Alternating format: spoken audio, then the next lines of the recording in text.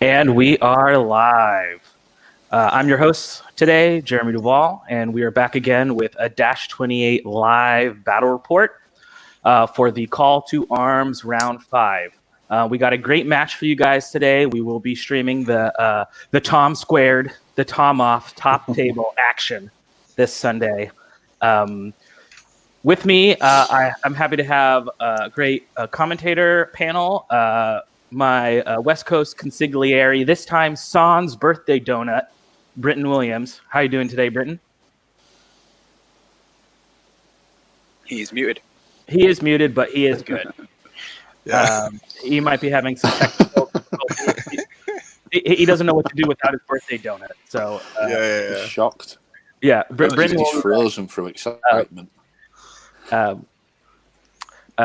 Also on the cast, we have fresh from the future, an early morning future, taking a break from teaching Matt Croger how to play Kings of War. We have Taz. How are you doing this morning, Taz? I'm doing good. And yes, fresh from teaching Matt Croger. So this is all very unusual for me. I'm an extreme Icarus this tournament. Normally, if I win half my games, I'm happy with myself. So, but yeah, it's flying close to that sun. That's right. That's right. I'll come back down at some point. Yeah. And then we have the mastermind behind Call to Arms, one of the Northern Kings, Adam Padley. How are you doing this morning, Adam? Good? I'm good. Afternoon for us, but still. Yeah, I'm doing all good, mate. Sound. Awesome. And then we have our both Toms. We have current UK Master Tom Robinson. And then we have, I like to call him the Spy Master, Dojo's Everyman, handsome Tom Annis. How are you guys doing this morning? Good. Awesome. Yeah, I can't complain. Cool. Well, what first we're going to do, like we do on these live reviews, is we're going to go through the lists first, and then wait patiently for Britton to come back once he hits the. Oh, he might be here. So let's go ahead and get the first list up. You're back. Yep. As soon as we went live, it kicked me out, so I'm back. Okay. I said maybe you were too sad, Sans birthday donut, that you had to go get something to keep you fueled during the cast. So awesome. So let's I'll bring up the first list.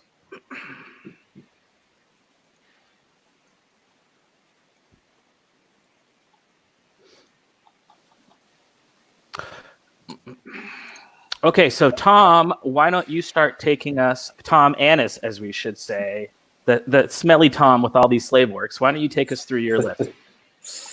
Yep. So I went the full dojo for this round. I was thinking, I asked Tom if he wanted to play the same list we've been playing. He said, let's do something different.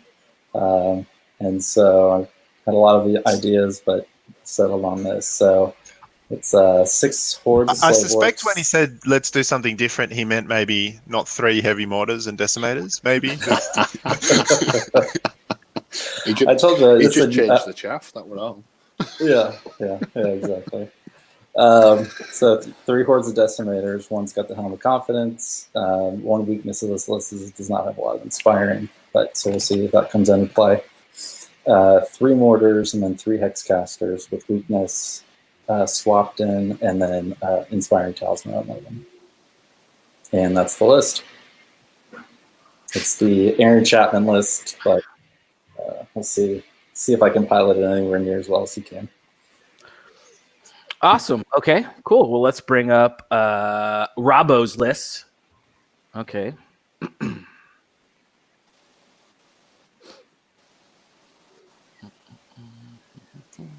Right then, is it up here? 1 second. Let me get it up right now. Okay. There we go. Okay. Why don't you take us through your undead list? And first, again, why don't you, Tom Annis mentioned it a little bit. You've been playing kind of League of Rorty up to this point. Was that sort of your idea to switch to undead just to kind of do something new? Yeah. for the stream? Well, you saw the FAQ come in, which neutered Morgoth, so I thought, in honor of that, my next list, which is something which I must muck around a little bit with. This is Elliot Morris's idea, by the way, so you can blame him for it. Is a tide of Revenant cavalry, backed up with lots of casters. So I've got a lot of Surge and a lot of cavalry. It's good fun. I'll start from the top. So we have a regiment of Soul Reaver infantry. They've got the Chalice of Wrath, because I didn't know what to do with the last amount of points. Pretty much. And they're a lovely little unit. You can sit behind the Revenant Cav and they can walk up and clean up behind them. Yeah. I have 2 troops of Revenant Cav because they're awesome chaff. I have 2 regiments of Revenant Cav, one with the Healing Brew because they're awesome chaffy anvil things. And I have 2 hordes of Revenant Cav because they're awesome hammers. It's a theme here. One of those hordes has sharpness and the other one has strength, just to give them a bit more of a grindability. And then onto characters. So I have a Gulgast with wings. This is an idea I ripped off from Alex Kuss because when I played against him, he refused to die. And he's a really, really nice, cheap little war engine hunter, wizard botherer kind of guy. I have 2 Lich Kings, one with Drain Life and one with Drain Life and the Boots of Levitation. So these 2 obviously throwing out 20 Surge. They've got Drain Life to keep my units in the game, and they're inspiring as well. And they're also very fast and nimble and flyy and such. So a nice little addition to keep up with the cav. I have a Necromancer with Bane Chant and Surge, just because having one guy I can dedicate to a 1-inch Surge is beneficial compared to using a Surge 10 guy to do it. And finally, I have Morgoth the Neutered. He's changed a little bit over the cast last month or so. So he's essentially my Levitating Lich King, but for 10 points more, he's still better. Yeah. Yeah, he's not that bad. He's called Morgoth the Neutered in this game. You'll see if you ever click on his name on the map. He is the reason why this list exists. Cool. And I'll just say real quick, this is basically the list I'm building in real life and purposely not playing in this tournament so I can get more eyes on it. But I guess it's too late for that. So. And that's why I'm playing it, to get it ruined. Awesome. Let's go ahead and pull up your guys' room and we could talk about deployment.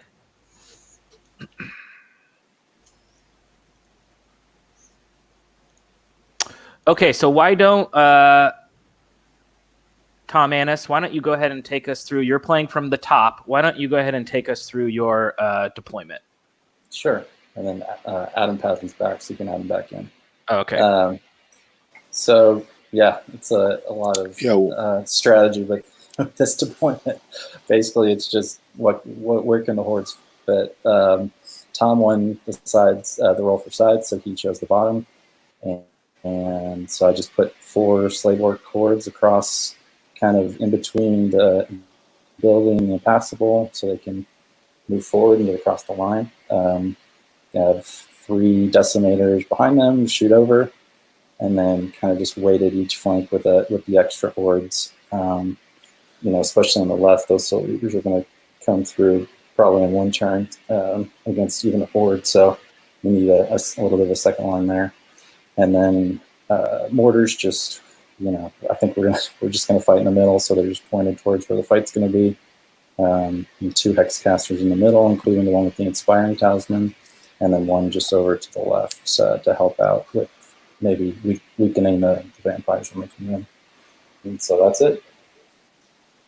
Awesome. Okay, Tom Robinson, you want to take us through your deployment? Yep. So I was roughly expecting a box. A box is what I got. The idea is quite simple, really. I've got my 2 hordes in the middle because they're the ones that they're going to need the protecting. That's why a lot of the casters are surrounding them. I've got 2 chaff units of Revenant Cav in front of my horde there, just to give them a bit of cover from the shooting while I move up. And I've got my 2 regiments on the right side because they're smaller base size, they're better able to get around the wood that's in front of them. And they're more of an animal, really. They're going to tie stuff up and maybe grind out a horde between them, or dart off where they need to and threaten the flank. They're not a vital unit for this game, really, other than getting them across the board would be nice, because it's invade, and this is what we do. Left flank, I have the Soul Reaver infantry. They're nice and covered. They're not going to get shot by much, and they're going to walk across the border, start picking up Slave Orc hordes, because again, that's what they do. And yeah, as you can see, I've got the characters smattered around all that surge. If I want to go for a turn 1 surge, I can.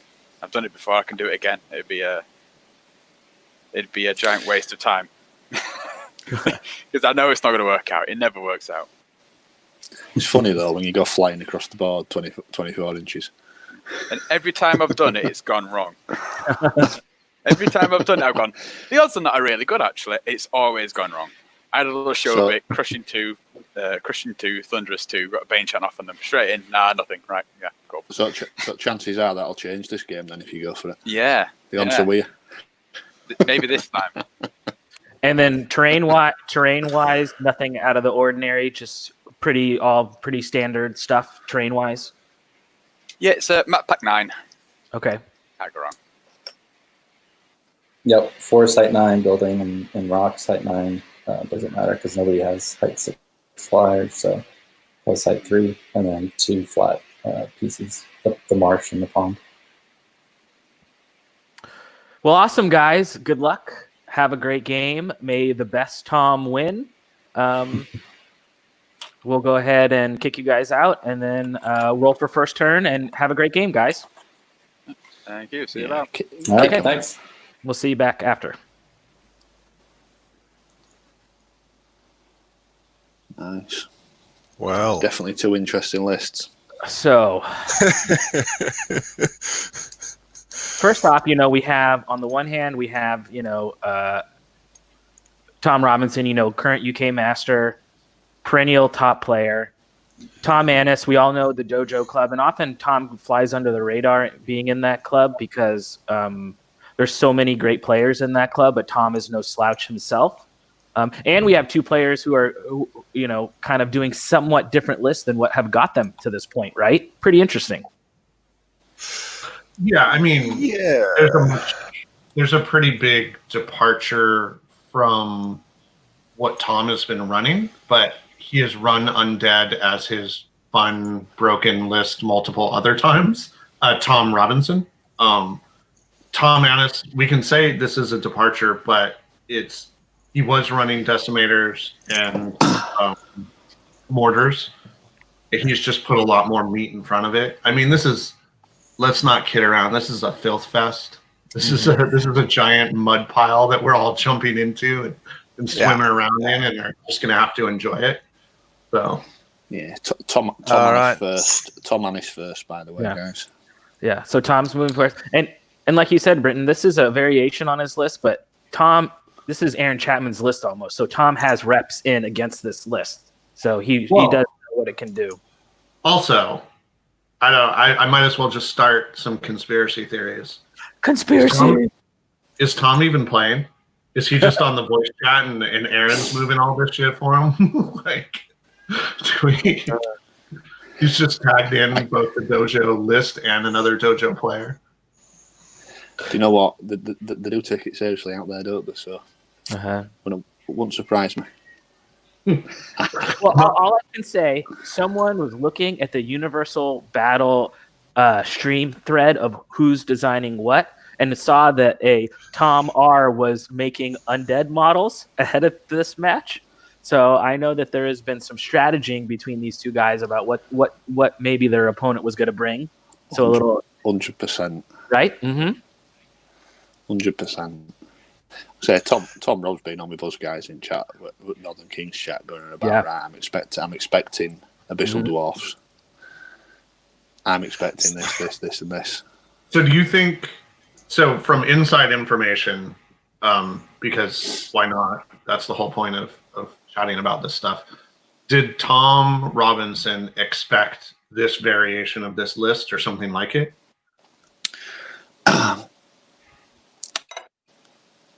He was expecting this or the Def 6 skew. Okay. He didn't think he'd run the same list. He didn't think he'd run the same list as he has been running. No, not for Invade, because the list he was running for Invade was not an Invade Very list. weak. No, like that's the only way that the list that he's been running up until now wins Invade is if you pretty much shoot everything off the board and then get 1 unit across the middle, and then just sort of score that way. That's an interesting comment from someone in the chat. It looks pretty straightforward. I think the Rev Cav, to get the most out of them, Surge will have to be used carefully, and to pick out the flanks. The Soul Reavers on the maths should, with a little bit of luck, get through a horde of Slave Orcs a turn almost, whereas the Rev Cav generally won't, apart from the hordes. So he can't afford to spend more rounds than he needs to going through that massive wall of bodies. So yeah, working out those efficiencies is going to be tricky. But otherwise, yeah, this is just people are just running at each other. With a lot of these map packs, the placement of the buildings reduces the width of the board, and then they're both running very wide armies. There's no way really to deploy any narrower than Tom Annis did. So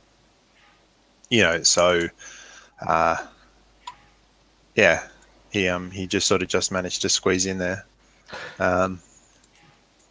I mean, what you see sometimes with Invade, right, is you see like your main battle line, and then sometimes you'll see a unit on the far left or the far right, where in some ways, if you're outdropped, you don't even pay attention to that unit. It just runs across the board. But this one, there's going to be nothing really outside of, I see some fancy surges to get around anything because they have so much board space controlled. Yeah. And there will be some fancy surges because he's got so much surge in the list. So it is potential to send stuff on a daisy chained surge. A long way if it's there. Yeah, very, very easily could be doing that, especially with the amount of surge in the list. It's when you start looking at it, it's silly numbers. Mm-hmm. So as far as what Tom Annis is doing, do you think he's just sort of, let's push it forward, let's get he's boxing in. Yeah, he's boxing in and moving forward. He needs to be careful. He moves quick enough though, because if he's too slow, Tom can actually lock him out of a scenario. Yep. Mm-hmm. And that's how this list lost a couple years ago at Masters. The old version of this is Jake. I'll tell the story for Jake since he's not here. When he got to beat Aaron Chapman with this list, he just blocked it up. He didn't kill most of it. He just stopped it from getting forward. And there's a couple spots, especially in that forest, where the Slave Orcs, if they're charging hindered, just won't kill anything. They'll be hitting on sixes. You don't expect the Slave Orcs to do any damage. Like even if at the beginning of the game, if you said to Tom Annis, your Slave Orcs will do 0 damage for the whole game, I don't think that would necessarily change things. One thing to point out, chat I've seen in comment I've seen in chat is saying these armies are very difficult to get flanks on, but with new version 3 rules, it's actually quite easy to manipulate flanks due to the bounce back. So if Tom plays this well, he can actually stagger the middle line, engage it in a certain way, which will then guarantee flank charges the next turn. Mm-hmm. Yeah, that whole withdraw an inch and then move and all, that's been a whole kind of like new skill set the players have been developing, right, with the change to the bounce back rule? Yeah, it's all Tom needs to do is stagger his line slightly, by a millimetre, and it guarantees flank charges for Tom the turn after. That was the lesson that Jeff Trash has been teaching a lot of people here, unfortunately, locally. He would just come in, not by a millimetre, he staggers it by, like a centimetre or half an inch or something, like not much, but just enough that it's there, and then in they come. Yeah, especially with the surge, because you're actually able to get it works better with the regiments because it makes the regiments fly off. Doing his horde in the middle. Mm-hmm. Oh, it's nice. Oh, that's a rough. Damage. That is a 4 wounds. Okay. And this is the horde. I hit with all of them at first, and I was scared for him. Yeah. I was looking at that and thinking, oh, he's rolling all his mortars. Okay, there we go. So one mortar did some damage. Mortar 2 completely missed. Mortar 3 completely missed. So, okay. Right. It's maths. So no happen. No dice spiking so far. Yeah.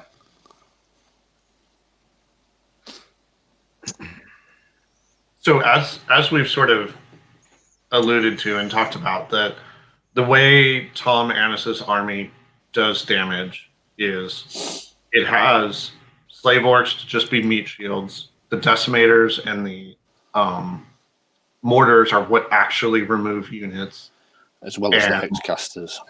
Yeah, and the hexcasters are there just being broken little caster jerks, where they bring everything they want to the table, which is they weakness you and hurt you at the same time. Which means not only are you chewing through the slave orc slower and getting shot more, you're taking the damage from the direct damage of the hexcasters, which is just brutal. So this is a rough round of shooting for Tom. Looking through, he's done, looks like 6 wounds total. Yeah, 6 wounds total, which... No, it's average. fine. And once the decimators get in there, it'll be really interesting. Can anyone check? Can anyone check move? Can anyone check ranges? Sure. What do you want to see? Because I'm looking at that guy there who's just moved, the The soldier. Gulgast. The Ghoulgast. Where's his Ghoulgast? Yeah. Can anyone charge him is the first sort of question. Okay. I'm just wondering if that Gulgast can charge the front of that horde in the wood, but he's not going for it. I was thinking he could have done some silly shenanigans turn 1 then. My guess is that the Ghoulgast is entirely on Operation. He's got to Operate. start hitting those war machines. Punch mortars. And we've had a formal request from Fox to use Annis and Robinson, please. Yeah. Okay. That's Sure. downfall. I'll stop saying Tom, and we will stick to the prescribed nicknames of Robbo and Annis. Yeah. But I will at least use Robinson and Annis.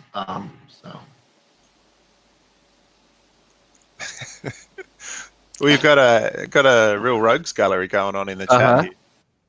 We have. Yeah. That's good. Well, yeah. No, Kyle Poole says he's on a first name basis with everyone, so he's fine, I guess. yeah. He knows what Tom we're talking about. Intrinsically. So then that's interesting here with the movement. So with Tom moving, like he's not just moving at the double straight ahead. He can't move at the he double. can't with Shamble, but he's pivoting everything. So right up, he's setting up that sawtooth thing, where if there are any sort of charges from the slave orcs, is he leaving them within charge of the slave orcs or not quite? No. No. No, well out. 10 inches. Okay. 10 inches. That's it. Yeah, that looks like just in, so he's moving it back. Okay. He's considering. So yeah, I think that Ghoulgast is on Operation Punch Mortars.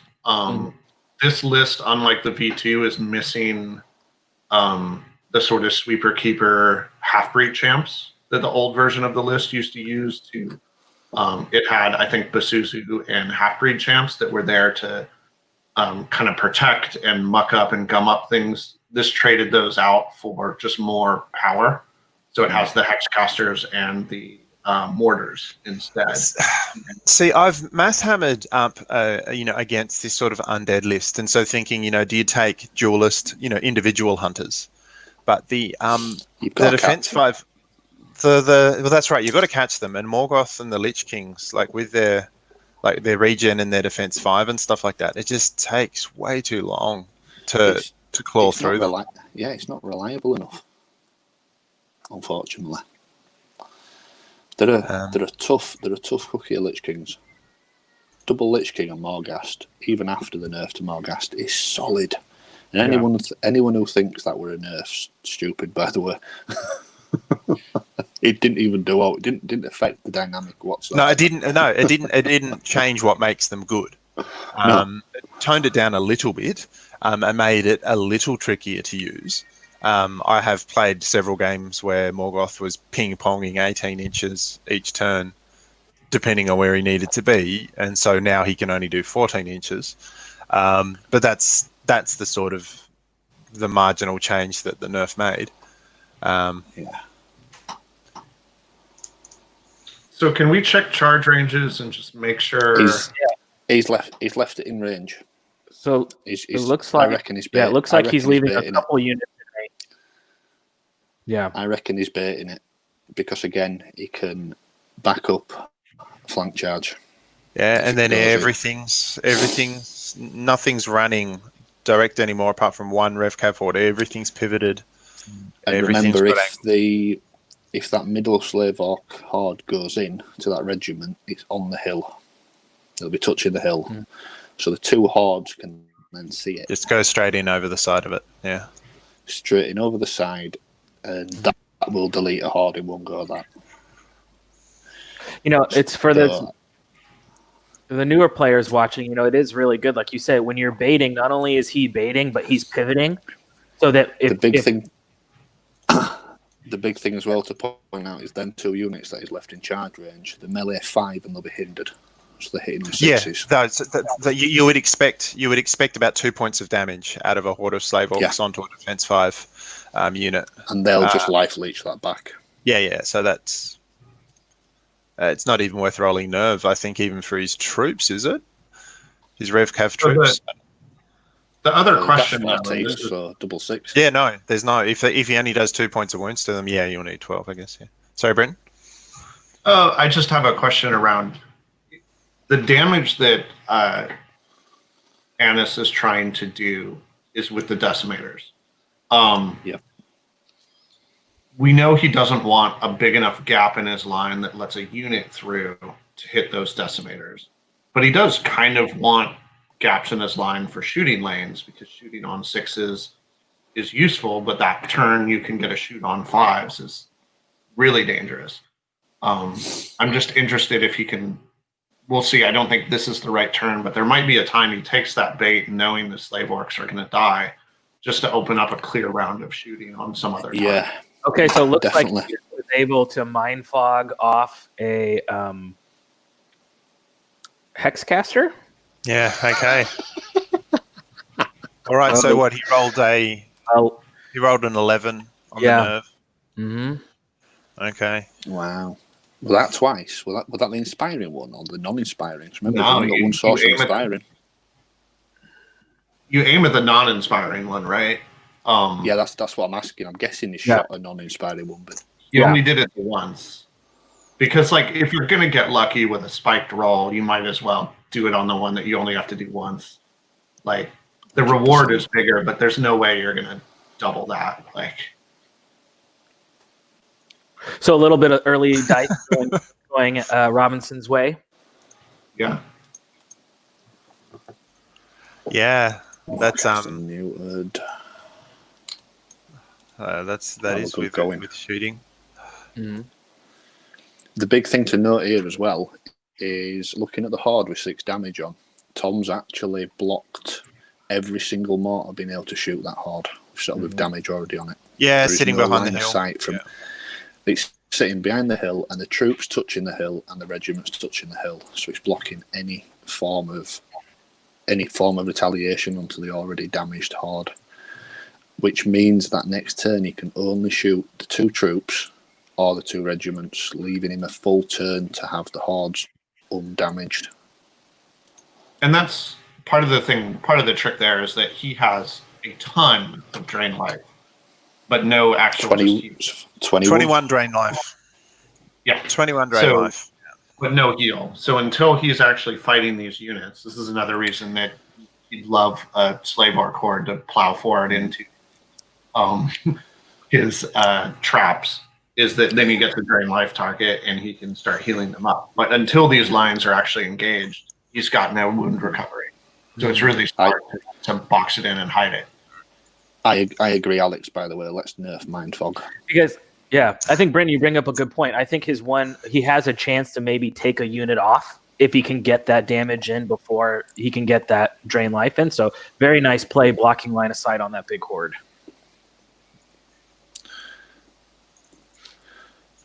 So you're now in Annis's mind. What are you thinking with him? Obviously, he's a smart player. He doesn't want to take the bait. Do we have to be in Annis's mind? Is that a dark road we want to travel? Look, I had a shower yesterday, man. I don't want to get all dirty again. Oh man. Well, we don't have Felix here to show us the physical representation of what the inside of Tom Annis's mind looks like. It's like Sure. Look, I feel like if he ran up and started engaging with Robbo, that would be a mistake. I feel like he should just slowly walk up. He should try and array his slave orcs in the most resilient manner possible. Give his mortars as many turns as possible to do something. I am a bit worried about those Soul Reavers. Like if I was Anus, I'd be worried about those Soul Reavers on the flank there because like they can punch through the front of slave orcs in one turn. What Annis is measuring here, by the way, is measuring to see if he can get his decimators forward to start shooting, and they are just out of range looking at that measurement there. And the guess is that is precisely why Tom moved up to where he moved. Tom maybe it's really tough to measure shooting distances without really giving the game away. I wish there was some way in UB to measure from the center point with the rings. Like I've gotten so used to just clicking the rings and knowing immediately whether something's in or out. I'd actually like an invisible tape measure, mate. So only the player could see it. Yeah. I do that a lot with the preset ones because I drag it from the side of the board and mouse over where I want and then drag it back. Because it's just it's part of the bluffing and whatever else. I don't want to tell people, and that's always the issue. Like when you're playing on the tabletop and you sort of say to people, "Oh, do you agree that this is out of that charge or whatever?" And that's a good way of avoiding sort of any sort of unpleasantness. The trouble is that a lot of the time you're giving your opponent ideas that they may or may not have stumbled on themselves. Yeah. And then the other one, the one I've sort of seen and done on the tabletop is you're like, oh, their movement is whatever, and you lay out the tape measure the full distance. So you're measuring like basically to your own board edge, but along that line you're figuring out like, okay, this is they're this range or something else. You're trying to hide it a little to not show your full intentions, but it's you end up just sort of giving away half the game and kind of agreeing on it, and that's okay. But yeah, let's start the petition for the invisible tape measure in UB.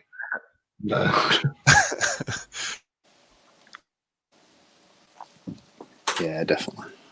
So it looks again, like if we're Annis, how are we setting up our lines in order to take what's about to be coming? I feel like just trying to hold a solid line as possible, so that there's just none of those flanks for those front two. Although I can see Robbo's going to be able to get some troops insurged into the flank of his less.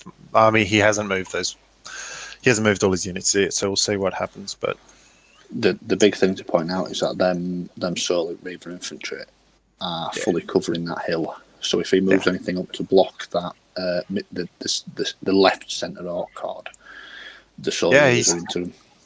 Yeah, and so it was interesting because Tom Annis he had 3 extra drops and dropped second, so he had 4 drops sort of at the end there. And I don't know what his answer to those Soul Reavers are, because they are just going to go in. I mean, I guess Decimators are going to try and shoot at them and whatever else, but takes a few turns though. Takes for one hot. Takes a few turns for one hot to go through them. 3 turns. Well, for one horde of slave orcs or for one horde of decimators? Decimators. Yeah, so decimators, because he doesn't have any elite items on him. So often he was running elite on the one horde of decimators. So just with the one. So he'd expecting about 6-7 points of damage from decimators onto Soul Reavers, which if he gets lucky is a waiver. If he doesn't get lucky, means they're coming straight at him. They're life leeching at least 2 of that back, and I'm assuming drain life would be a priority for Robbo then. Because that is just... I hate Soul Reaver infantry so much. And they're so good. They're really good against this particular list. Because you just blend right through it. this particular list counts a little bit on the things that are a threat to my slave orcs are taller than my slave orcs. Yeah. And that most of the game of Kings of War, that is true. Monstrous Infantry, almost all the hammers in the game are height 3 and above. Soul Reaver Infantry are one of those few. Them, a small select group of height 2 hammers, and they're part of that club. It's your berserker infantry. They're really underestimated at times.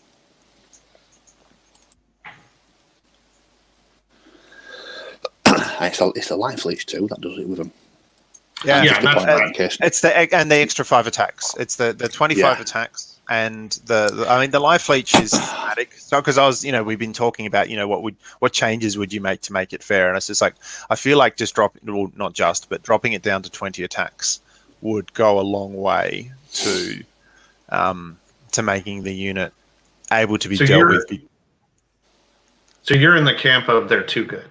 They need nerfing. Yeah. Okay. So the reason why is because with the extra 5 attacks, it means that odds on they kill a 15-17 unit. Yep. Whereas when they go down to 20 attacks, odds are on that 15-17 unit just survives or is wavered or whatever else. And I know it's dice. It's dicey if you kill it. With the 25 attacks, it's your odds on, Yeah. Well, yeah. I mean, obviously, there's the odds go up, and that makes, on average, it just means that things are so tricky to deal with because the number of times that people, I run Northern Lights, and so the Huskarls will go in, and people sort of expect them to delete whatever they kill, but they won't. They'll do a lot of damage, but then they'll just get the waiver. Whereas the Soul Reavers usually just kill whatever they touch. It's the full undead problem, though, isn't it? They do everything better than everyone else. Yeah. They're tougher than dwarves, hit harder than pretty much everyone. Yeah, there's just nothing. Apart from mass shooting, I guess. But not even then, they put a really good shooting list out. Alex Coos, if they adjust points, they'll need to. If they lose attacks, they'll need to adjust the points. Boo to you, sir. Boo is what I say, Alex Coos. I mean, I'm just sort of saying that I think we got to the root of the abuse there, which was you're a Northern Alliance player and you're looking at your poor Huskarls and the vampires are better, and it hurts your soul. I understand. I get that. I mean, I think the power of the Soul Reavers is not just inherently in their own stat line; it's that Undead just has so many great synergies to deliver them, right? Which makes them so good. I think that really is sort of a milieu of what's happening as to why that unit is so effective. It's not necessarily in and of itself that unit, but the way that Undead players can deliver them. And this is Jeremy also speaking from a place of great personal pain. RevCav troops delivering Soul Reaver infantry appears in his nightmares. Rashad can go to hell. Right, we're shooting now, so decimators. We're shooting. We're on the shooting. 4 wounds. Okay. So the movement phase was fairly fairly conservative. Advancing a wall. Advancing a wall. And he's trying to get some damage out now. I've just been looking at ranges and stuff, and I think everything was that no wounds at all. Only one wound on the troop, so that was not great. Only Remember, 9. This is cover, so this is 5. Yeah, he was expecting about 4s. He's expecting about 3 or 4 wounds, so 1 wound, whatever. To be fair, that's well within probability. It's 1 wound. Now he's doing some mortars. 1 hit.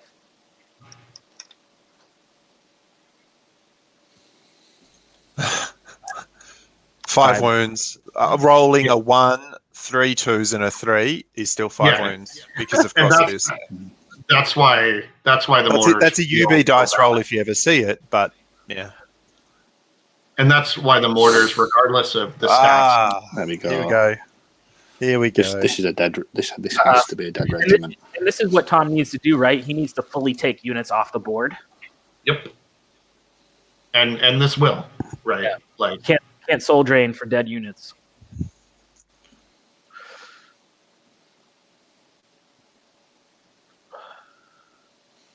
So the chat doesn't like our the chat doesn't like our opinions on undead.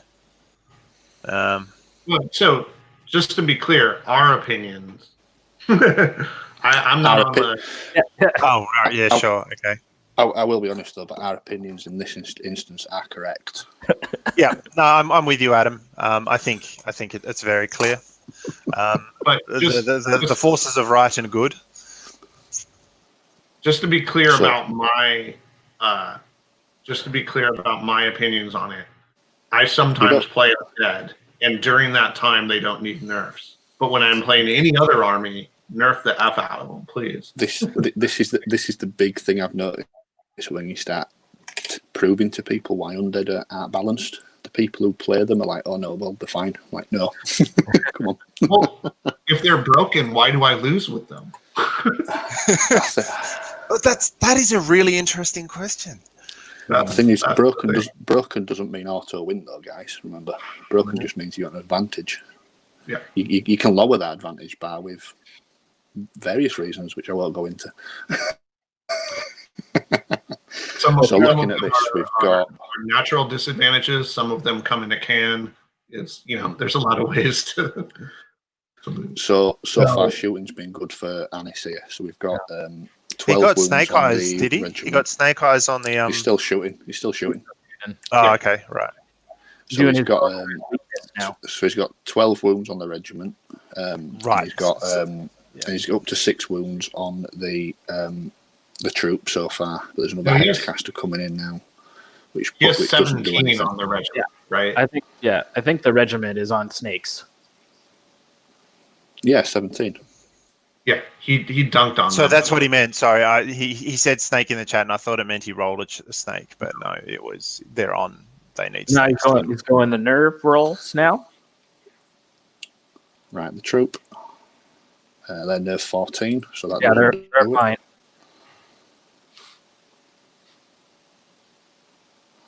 This is And snakes regiment. twice. They're They're dead. gone.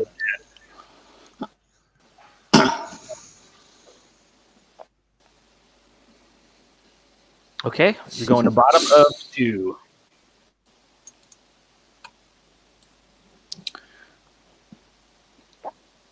So Tom Robinson must have expected this, right, in his game plan to lose some units, right, from the heavy mortars.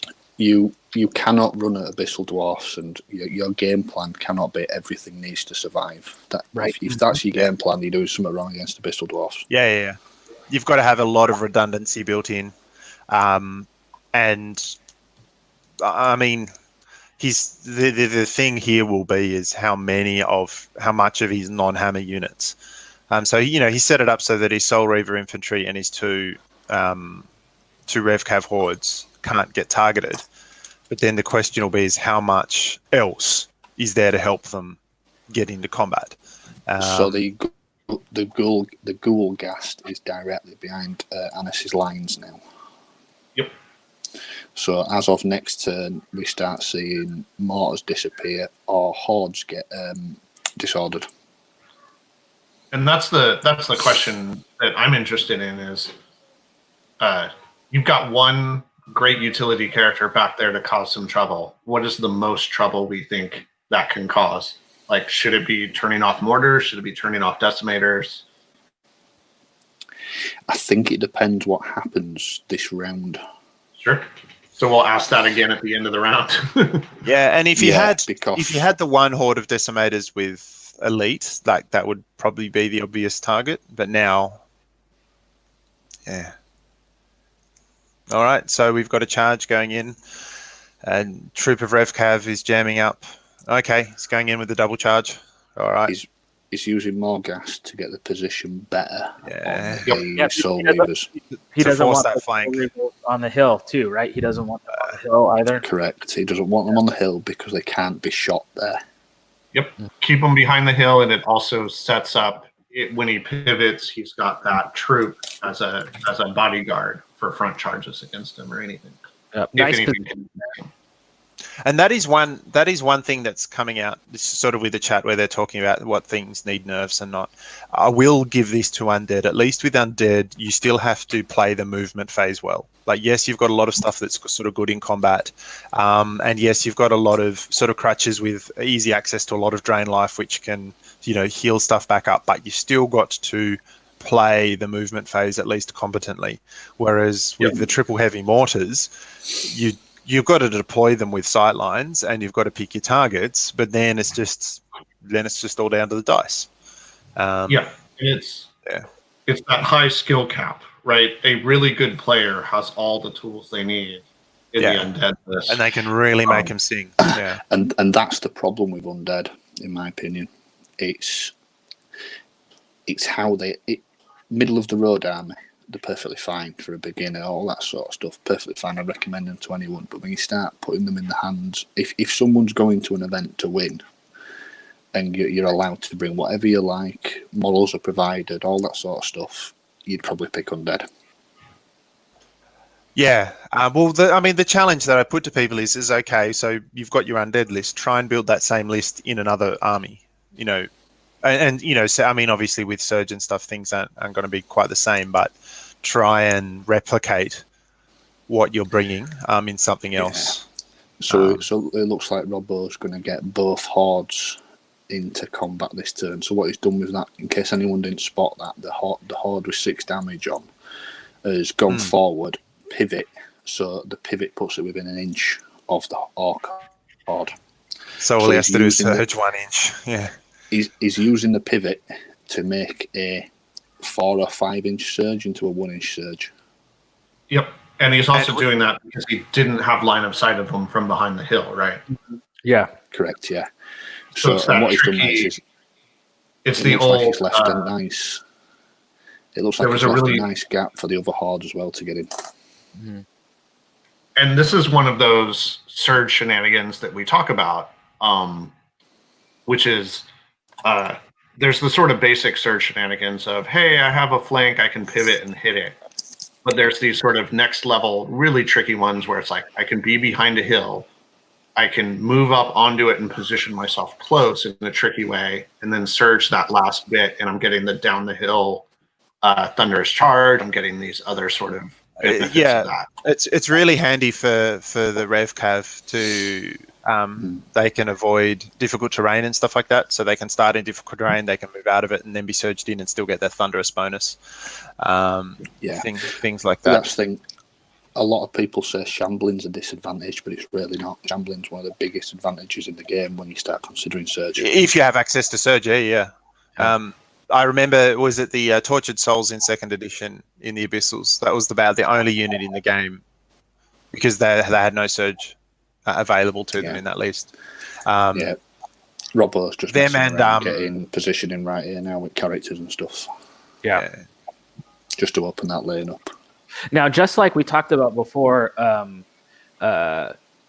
Robinson knows that he's going to lose units to mortars or shooting at some point, and I think Annis knows that he's going to get charged, right?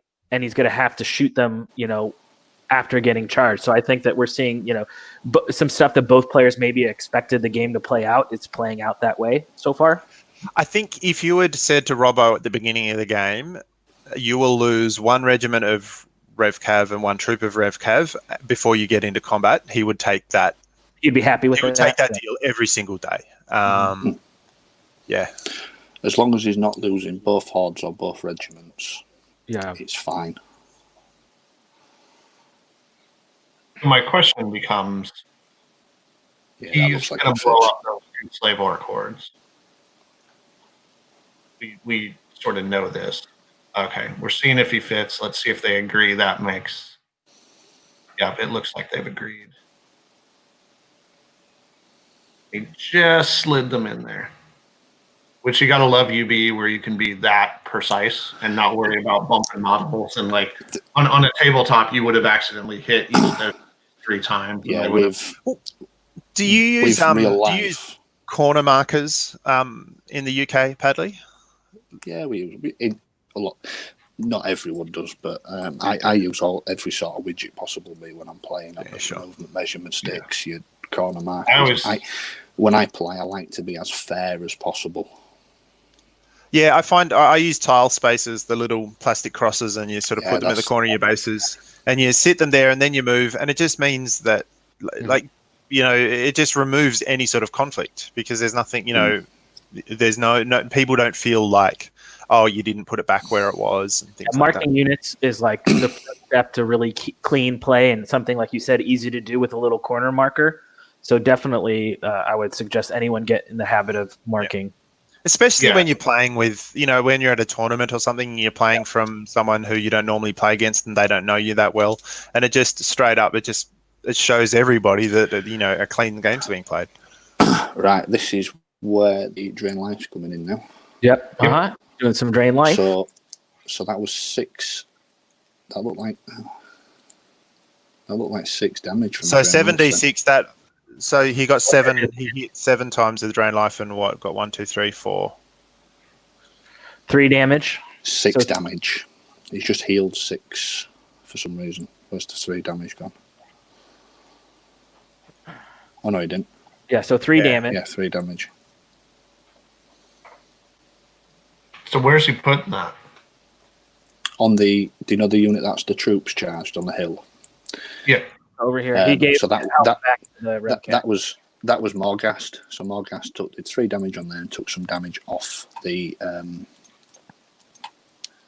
Also on the right hand side, which we've completely missed, the horde with 6 damage on has now healed all 6 because the Lich King to the right of them did 6 damage with a Drain Life 7. Yeah.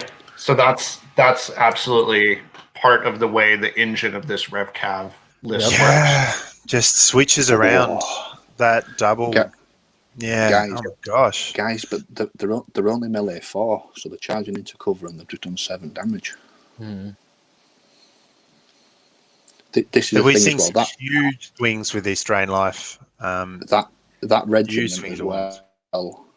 That regiment charging into the wood is beautiful because the Orc Horde behind cannot physically charge in to support the turn after, even though he can see them.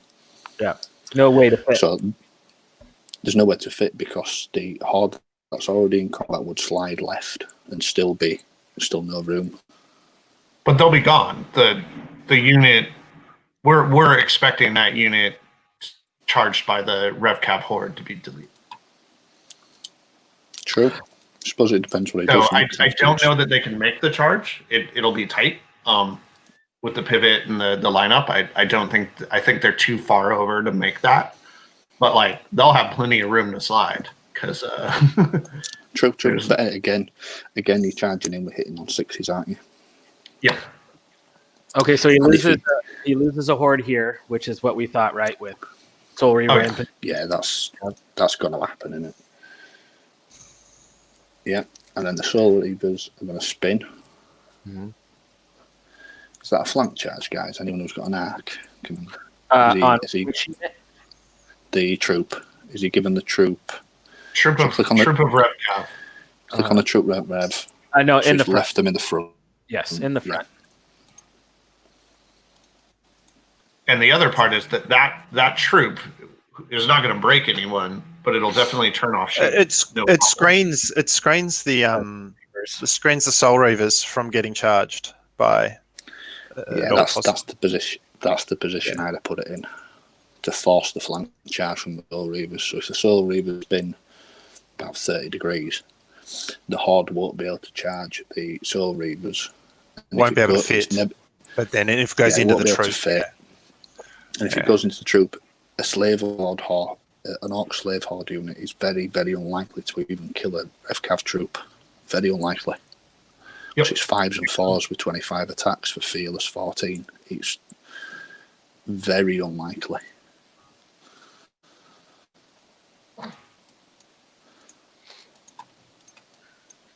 Yeah, that's disappeared. Bloop. He did a total of 9 damage plus the 6. Mhm. And then we're expecting the other one to probably drop because it's sharpness. So these ones are hitting on 3s. Yeah. Yeah, so 32 attacks, 3s and 2s, so 23 hit, On as well. 18 damage. Yeah. So 3 to break. Yeah. Yep. So, on the plus side, the Decimators suddenly have clear shooting lanes. And this is going back to the turn before, where you said which do you charge. This is where it actually could be more advantage to charge the Golgast into one of the Decimator hordes to complete. Because if both hordes are still alive next turn, this is the game. Like if those Decimator hordes go off, there's a chance. But if they don't,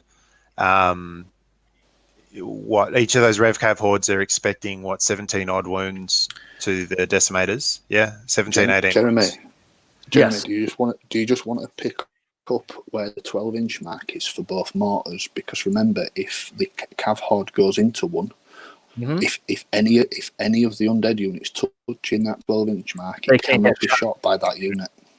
So it looks like So it's it right. might. So there's that one. So what it looks like to me there is if Tom goes into both hordes, well, Robbo goes into both hordes. That's, I'm assuming both are alive here, but if he goes into both hordes, overruns, he's going to be within the 12-inch mark, so he won't be able to get shot.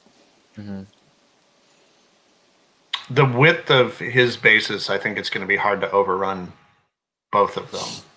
We'll see what happens in Annis's term. Well, you've only got to be just touching. You don't have to be all the way in. Yeah. You just be towing into the 12-inch mark to be immune. I mean, this is where, like, I don't want to go into list design too much at this point, but man, like a single Basuzu or a single half-breed champ or something would be so clutch right now to come in and stop one of those hordes. Shoot one, plug the other. I kind of feel it's worth for Tom to throw both Hexcasters right in front of both hordes. Will they? Oh yeah, or jam them up so even though without Mighty they still get in the way. Yeah. Yeah. So you want to be whatever distance it is, where when he lands, you'll be landing on top of one of them, so that they have to charge that to force maybe a 3-inch overrun. So you're playing a 50-50 on a dice roll then. Yeah, well, and that's less than 50-50, but you know what I mean. 100 mil deep for the Rev Cav means, that's just under 4 inches. 4 inches, basically. It's just under 4 inch. Can you check the arcs? Can you check the arcs on those machines? Trying to see if his Soul Reavers can get shot at. Are they're within arc, I assume? No, the mortars. Yes. Yeah. It looks like all 3 mortars have arc. All 3 mortars have arc, so he's got to see if he can jam up that gap. As Annis, what are you thinking this turn? I think you have to take off one of the RevCav hordes, right? This turn you have to kill one. So everything shoots one RevCav horde. I think you got to take one off at this point. Well, you start out. You pick one and you start shooting at it, and then. So Tom's actually Annis. What's up saying Tom? So Annis is actually backing up his Decimators by the looks of that. Probably now, for that. Does that center horde of Decimators now give cover because there's difficult terrain in between it and the It's your leader point. Has to be in difficult. You have to give a whole order if your leader point is in difficult terrain, not to get the cover shooting. I'm just thinking because they're playing it as flat, aren't they? They're playing it as flat. Oh, okay, got it. Are they playing it as flat or as height 1? I think they said flat. If when they were setting up the tree, but.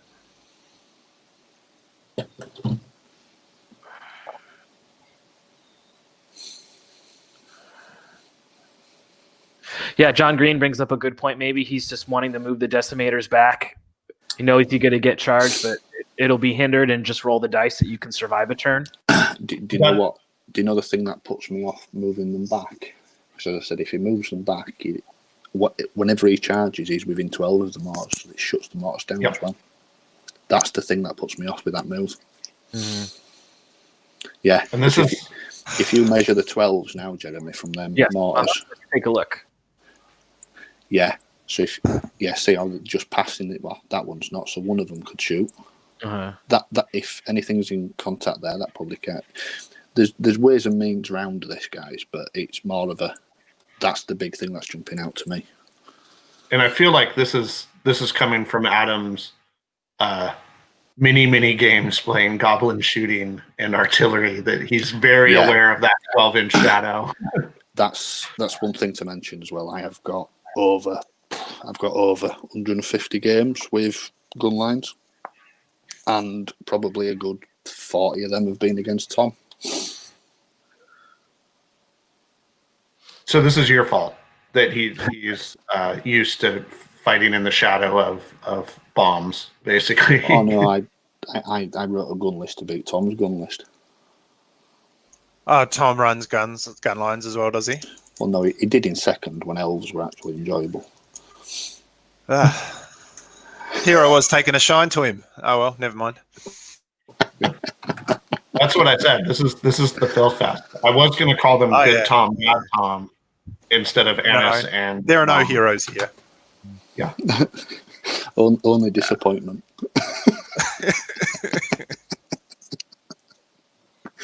Look, I've got to say, watching the subtleties of Robbo's movement has been really interesting. Like, it doesn't look like much. It looks like they've just run up and then just punched on. But just the little things of the little angles and the little positioning to set things up that will come into play a couple of turns later. Gosh. There's one big thing to point out here is that Robbo's actually giving Annis loads of questions. Because this is something me and Tom have talked about a lot. It's not you could have a weaker list than your opponent, or you could be a worse player than your opponent. But if you ask many questions in a game, and I mean by questions is, do you shoot this unit, or do you shoot that, or do you shoot that, or do I move this here? Yeah, asking these questions forces people to make mistakes, and that was because to me, I feel like Annis has to shoot them Soul Reavers off. I think that's the move for Annis. Mm-hmm. Because if them Soul Reavers get into that horde at the back, what do you do with a regiment of Soul Reavers in your rear? Yeah. That cannot be shot by mortars. If you're wanting more on that, the last Countercharge podcast, List Builder Studio with Paige Neo, that was we went and spoke about his list building philosophy, and a lot of it was just force a lot of questions on your opponent by, so that sure they can answer one of them, but if you're asking 3 or 4 or 5 questions, can they answer them all at once? Probably not. That's an interesting. That's the reason I play skill lists, you see, because a skill list asks a very specific question. Oh, I thought that was just because you're a deeply unpleasant person, but okay, never mind. Man, we can word it however you like. It's all true. Yeah. I think there's something I want to sort of focus on there. We are giving a lot of respect to the Rev Cav hordes in the middle, and for good reason. But what you brought up was an interesting point, that the real potential game winner here is the Soul Reaver infantry on the flank. And for you, that's priority number 1. And it looks like number 1. That's where he's shooting into the Soul Reavers. Because a Rev Cav horde charging hindered, especially the non-sharpness one, does the other one have Pathfinder or Strength, I believe? Let's take a look. Now the Rev Cavs over the hill, they're easier to shoot at. Sharpness and strength. Whereas he's got to have this one chance to shoot at the Soul Reavers. So he's decimating into... Ooh, that looks good. 11 damage. 11 wounds. Whew. Boy, those 6 wounds that he had on it earlier would have been handy. Yep. What's the nerve? They are fearless. Oh, wow. Another fearless solid roll. 24. So we're up to 16. Getting up there. No. So this is the thing. It's got 16 damage on it at the moment. So that needs 8 to kill. You've got to throw Twice. another Hexcaster into that same unit, I think. Yeah. So I just think that those are some massive rolls. The Decimators are expecting about 7 wounds a thing, and so to do 11 and 5 off 2 rounds of shooting is nuts. But even if it was 7 a unit, all 3 of them shooting should drop a horde. Yeah, but he hasn't shot with all three yet. He's No, only I know. shot I'm with two. saying Yeah, but sure, no, that's right. You would expect He's gonna get- one horde to die. he's going to get some bonus damage, but He needs to do another 6 damage. That's what he needs to do. You wouldn't start shooting at something else. No, I guess there's no point. Not with the amount of drain life. There's no point. No, he's got to make it. Up. He's got to kill it. Yeah. At the moment, it's an 8 to kill. It's an 8 re-rollable to kill. Yeah. That is not odds I like, personally. No. With that much drain life to back it up, I completely agree. What Ah, did his ghast so go into? Oh no. All right. Nothing. So Tom's next just turn. Anis has just corrected a movement because the Decimate Horde's backed up, but they moved within an inch of the Gulgast. So they've just readjusted that, which made no difference to And any that's- positioning or out like that, really. That's one of those like, oh, I forgot your guy was directly behind my unit on turn 3, which doesn't always happen. So it's an easy one to forget. Right. So we've got mortars into Soul Soul Reavers. Reaver infantry. 1 hit. These need to be big. That's a big one. I'll start. Good start. Yeah. I mean, it's a It's good also roll. Waver. But yeah. Waver will do. This needs to hit. He needs. Oh geez. Yeah. Oh geez. Yeah. Here we go. So So 8 hits. he could have protected them, right, with the Rev Cav? Yes, he could Yeah, have that- pivoted the RevCav to block that to block up that corridor. So I don't know why Tom didn't. He I'm going to ask. he him about did that. he did have it blocked originally, but And that he changed first- his mind. Yeah. Yeah. And then he got greedy. At least that's what it looked like to me. He Yeah, so wanted they've a got better 12 position. So they've got 12 damage on them. So 13 including the brutal. So they're going to need 4 to kill. See, I like them odds. Try to get another hit on that Rev Cav. Oh, he got Which he one. gets. Yeah. Yeah, that's enough. 6 damage is all he needs, which is pretty much auto in it. Anis needed good shooting this turn, and he's gotten it. And he's gotten it in spades. All of his mortars have hit. His decimators have done about 50% more. I mean, it's within Yeah. range. But, Yeah. No, the So he's mortar. on, the mortar so he's is on not double within ones on range. that horde now. That So was he's on double ones on that horde now. Yeah. the regiment of Soul Reavers or the. The horde. That Rev Ah, Cav. right. Yeah. So now he can use that third Decimator horde and shoot into the other Rev Cav horde. He doesn't have to waste it. Yeah. Mm-hmm. Yeah, because at this stage, he has to guarantee to kill someone. Yeah. Mm-hmm.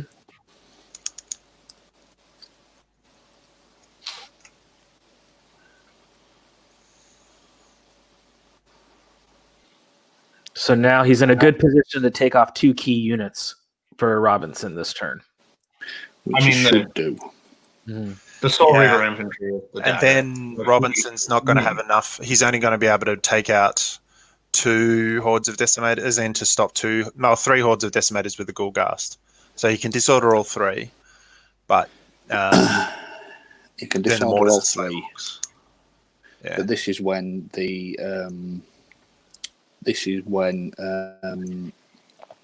slave orcs start coming in now, actually, because they're Yeah. on flanks. And they'll get in flanks. Yeah. The right hand side's clogged up quite well by Tom, by Robbo. Yeah. There's a couple of cheeky things I can see that he can do with the troops on the left. So more weakness. Just Yeah, do one more wound. pinging that damage, putting weakness on him. So now So nerve. he needs a 4 to kill. So that particular shooting of decimators was pretty rubbish, but right once. Ooh, wavered. Wavered. Okay. I think wavered is I think that's okay for Tom. that's I mean, fine. I think, yeah, he's okay. As long as they're not charging. Yeah. Well, the thing is, that's good for Robbo as well because it means that Anis has to commit something to them next turn. And it means that Robbo can back them up behind the hill, which will make them safe again. And They let's can be get honest, drain life. they're going to be on way less wounds than that the next time we see them pop over that hill. Yeah, so you can have. Yeah. But I think if you talk to Tom at the beginning of the shooting phase and you tell him that he would be here, I think he would take it. So even though he had a bad Which nerve roll, Tom? Which Tom? I think Tom Annis would be happy to have wavered Soul Reavers and a dead Red Cab horde after a round of shooting. Do you know the decimator unit on the far right? Can you Sure. just see what arc that is in for the cav, for the horde? It's a flank. It's a flank, yes. So now he's moved on to combat.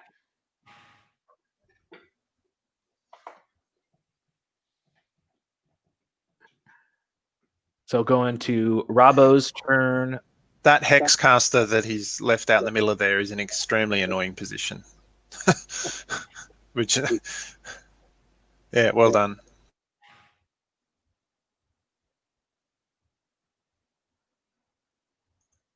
Thanks, John. I appreciate the love. I appreciate it.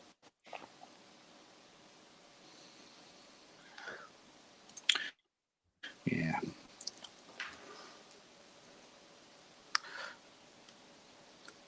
So for Tom Robinson, what do you think's going through his mind now? After he's lost a unit, he's got a unit, key unit wavered. What do you think he's trying to accomplish this turn?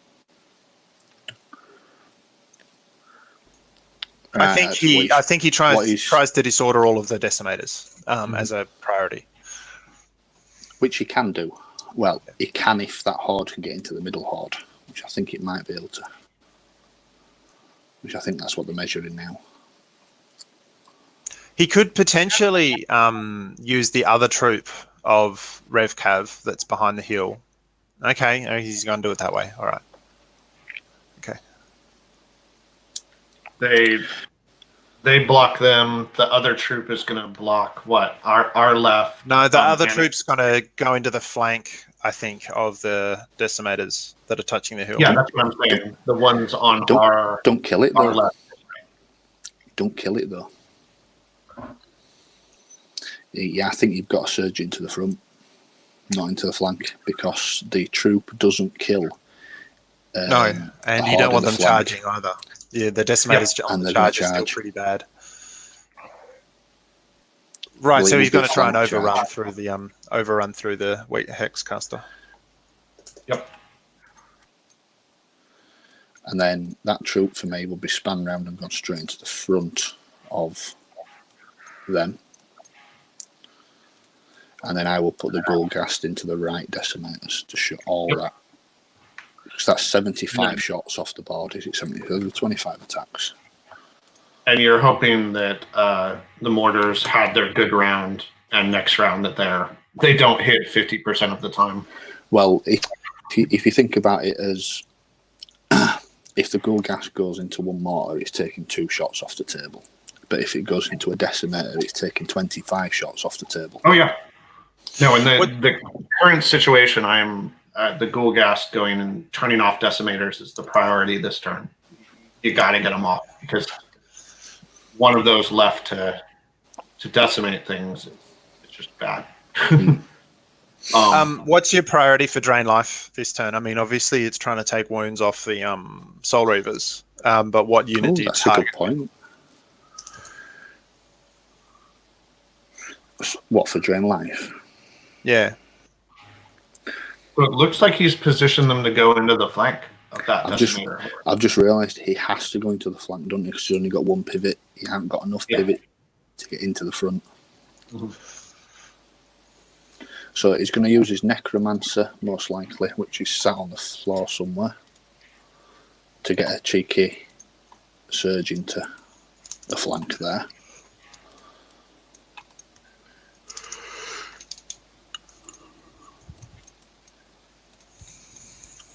Where's Tom's inspiring? Where's Annis's inspiring?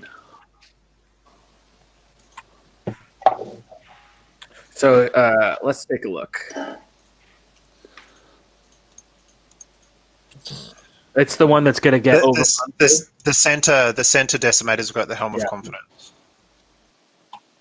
So which one's got the inspiring? That guy. And the one that's about to get run over by skeleton hooves. Yeah. So removing inspiring from the table will be massive because that actually makes that troop in the flank possible. Does Helm of Confidence give inspiring in general, or just inspiring to the unit self, wearing it? self, Yeah. inspiring self. Yes. Well, so actually thinking about this, the drain life would be on the unit that's going to get flanked. So, can we zoom in on the bottom right-hand corner of the Rev Cav Horde for a moment? So there we go. We've got another tricky use, I think, of individual to prevent him from centering on the Hexcaster. Yeah. Well, the Hexcaster, keeping his surge short. yeah, because that's a 1 inch surge. Well, no, it's a 1 inch overrun. It's not even a surge; it's a guaranteed overrun at that point. To keep his overrun. So that's another one of those tricky, like, really good use of these individuals that are walking around. Phase. Like, as much as we talk about, undead or whatever being a lot of sort of very good units, Tom is playing this like a fiddle. Robbo, I should say. Yeah, And we've got. What's great about them is all of these undead walking around doing their best job to funnel these sort of inflexible units into the exact right spot for surges and overruns are at the same time providing utility, whether it's inspiring, drain life, surges, all kinds of stuff. So just by standing around, they stand in the exact right spot and they still get to do what they want. Yeah, definitely. The Ghoul Gas gone into the rear of the Decimators. So he's looking to shut all the Decimators down this turn. Well, maybe not kill them all, but at least stop every single one from shooting. Yeah, and that means then that Annis needs the mortars to go off again to have any chance at all. And this is where it's going to get interesting on how many mortars can shoot what. Yeah. After all the reforms, everything's done after this round of combat. Yeah. We could also see 5 double ones in the last couple of turns, like we did with Annis's last game. So who knows, right? Cheers. Well, that's why it's a dice game, right? You never know what's going to happen. He's lucky there. I actually thought that Ghoul Gas were going to be hindered for some reason, but it's clearly not. That's UB being. I can never judge measurements on UB. Well, you can see because Tom Annis's decimator hordes are made up of 4 troops. You can see very clearly where the center points are and stuff. But yeah, you can if you look, but clearly. Sorry, yes, if you. Yeah. I've got the client open and I'm zooming in on stuff all over the place. But yeah, that is an interesting sort of thing with UB, and it catches you out. It catches me out sometimes with distances where you're like, "There's no way they're that." Oh wow, okay, they are really that close. Yeah, on the tabletop, I can judge angles, I can judge distances, I can do all that sort of stuff, but I just can't on UB. It's reps. Like, I've been playing games on tabletops with inches for 25 plus years, and playing UB I've been doing for a couple months. So that judgment isn't there yet. It comes up as a really funny thing with my wife when we're furniture shopping. Like, oh, how deep do you think that bookcase is? And it's like any measurement between about 6 and 24 inches, I'll get within an inch from just wargaming. Like, I can just estimate it on site. Yeah. Back when there was that whole in Warhammer Fantasy where you had to judge for the cannons shooting and stuff like this, there was a guy in our group who was a carpet layer by profession. And he would just look at something and he would just say, "This is this many inches," and it was not even fun. It was just like there's no randomness to it. There's just like you're just telling us what it is without touching a measuring tape. That was Tom. Shooting phase. Surge. Yeah, he gets it. He needed the 1. So got to get that unit in the flank. Yeah. So you drain life those decimators and push for the kill on them? I would. I think so, right? Yeah. Well, what else are you going to target? I wouldn't bother with the slave orcs. The big thing to notice is that he's expecting to get 2 rounds of combat from the Cav Horde, so he's expecting Life Leech 2 to come off. So if you expect they're only going to be on 3 wounds without a drain life aspect. So I'd be healing the Soul Reavers. Soul Reavers. Soul Reavers, 100%.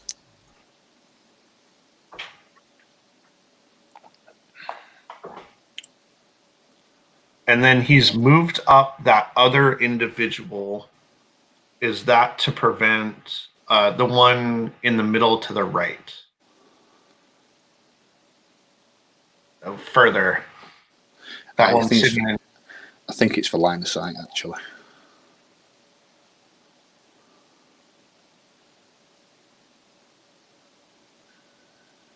I was thinking that prevents potentially a flank charge from the decimators after the.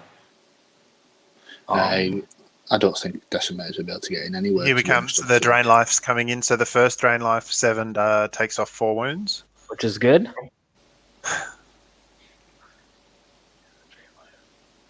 Yeah. Okay. Mm-hmm.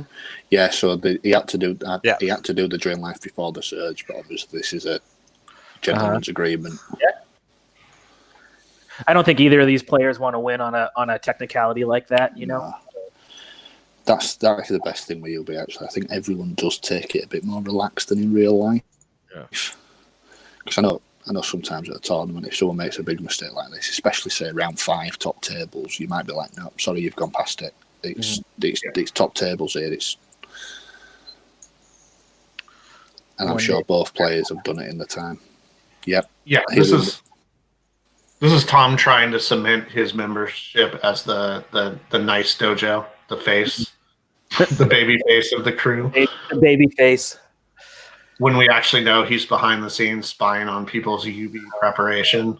I'm surprised they want some practice matches going on secret on UB. So there've been a ton. You check out the secret rooms, and yeah, there's a lot of foxing and whatever. It's getting serious now. We've got sheep stations on the line. I'm really on the hordes. Mighty One. I'm really hoping for the people have alt accounts and they're playing entirely in secret. So this isn't combat.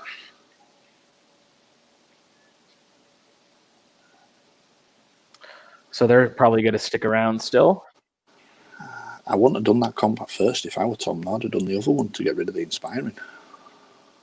Yeah. Because that's only too short of a wave of that. Yeah. Didn't end up mattering, but it would have been cleaner. So. Yes. Putting some damage on the decimators. Yeah. Stopping them from shooting. So is that the nerve check that he just rolled? Or yeah, that went nerve. So yeah. they're fine. Okay. So 5 hits on the horde against the regiment. Heals one of them back. Just 6 damage. Another 4 for an overall. He's actually better off not killing that unit this turn. Yeah. Because he just wants to keep everything jammed up there. Yeah. Because if you look, Anis is nowhere near the across the borderline either for scenario. Yep. It's not kill. It's invade.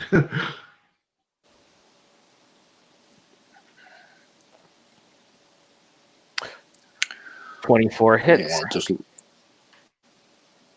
16 damage kills him. A double one would have fucked him though. Yes. This is one of those cases where well, he got 3. He only needed half of an inch.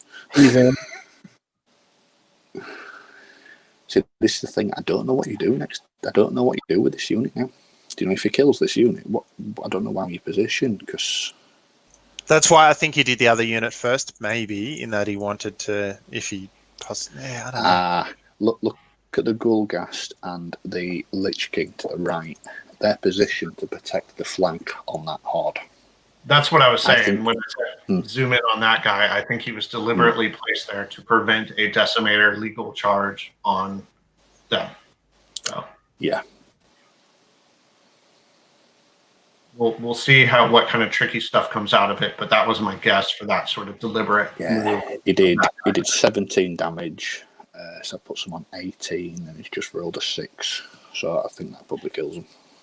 18 plus 6 sounds like it kills him.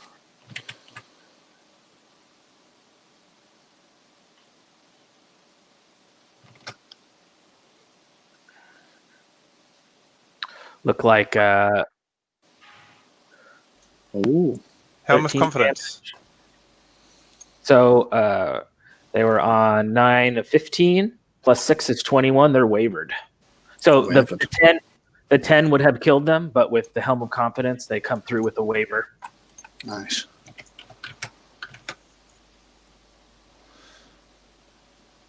Next 18 damage, isn't it? 18 plus 6. He didn't So do 18 is what they're showing. They're saying 15.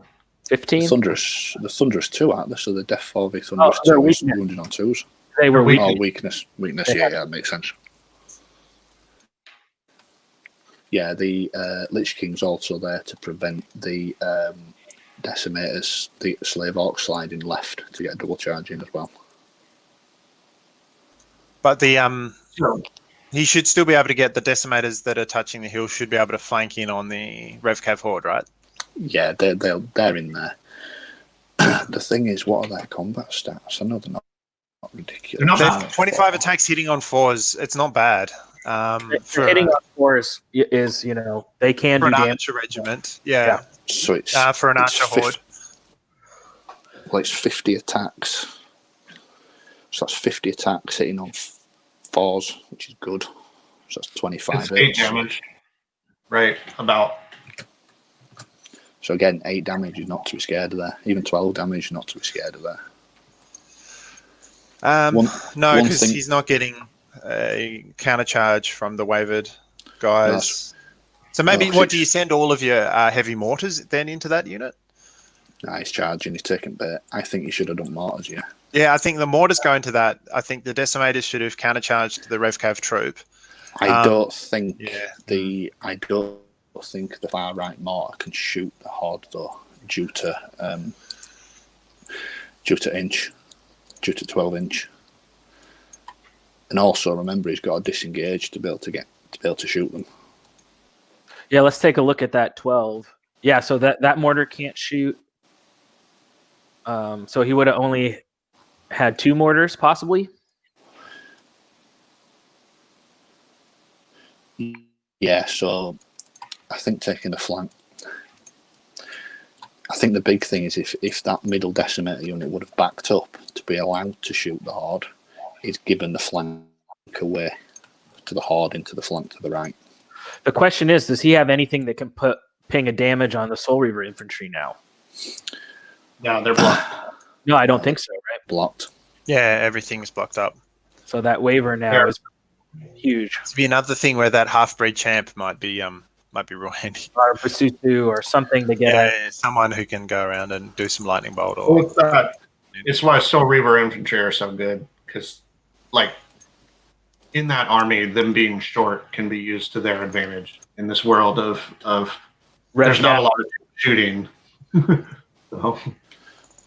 So right, this turn I think everything's got to shoot that troop on the hill, unless he's changing his mind here. Maybe he's he's going back in. Yep. he's good at that. He's gonna shoot.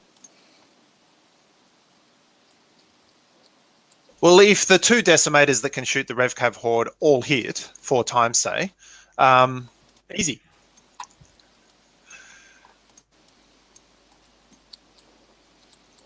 And then do you just charge the one that is hit by the Ghoulghast? You just don't do anything with them?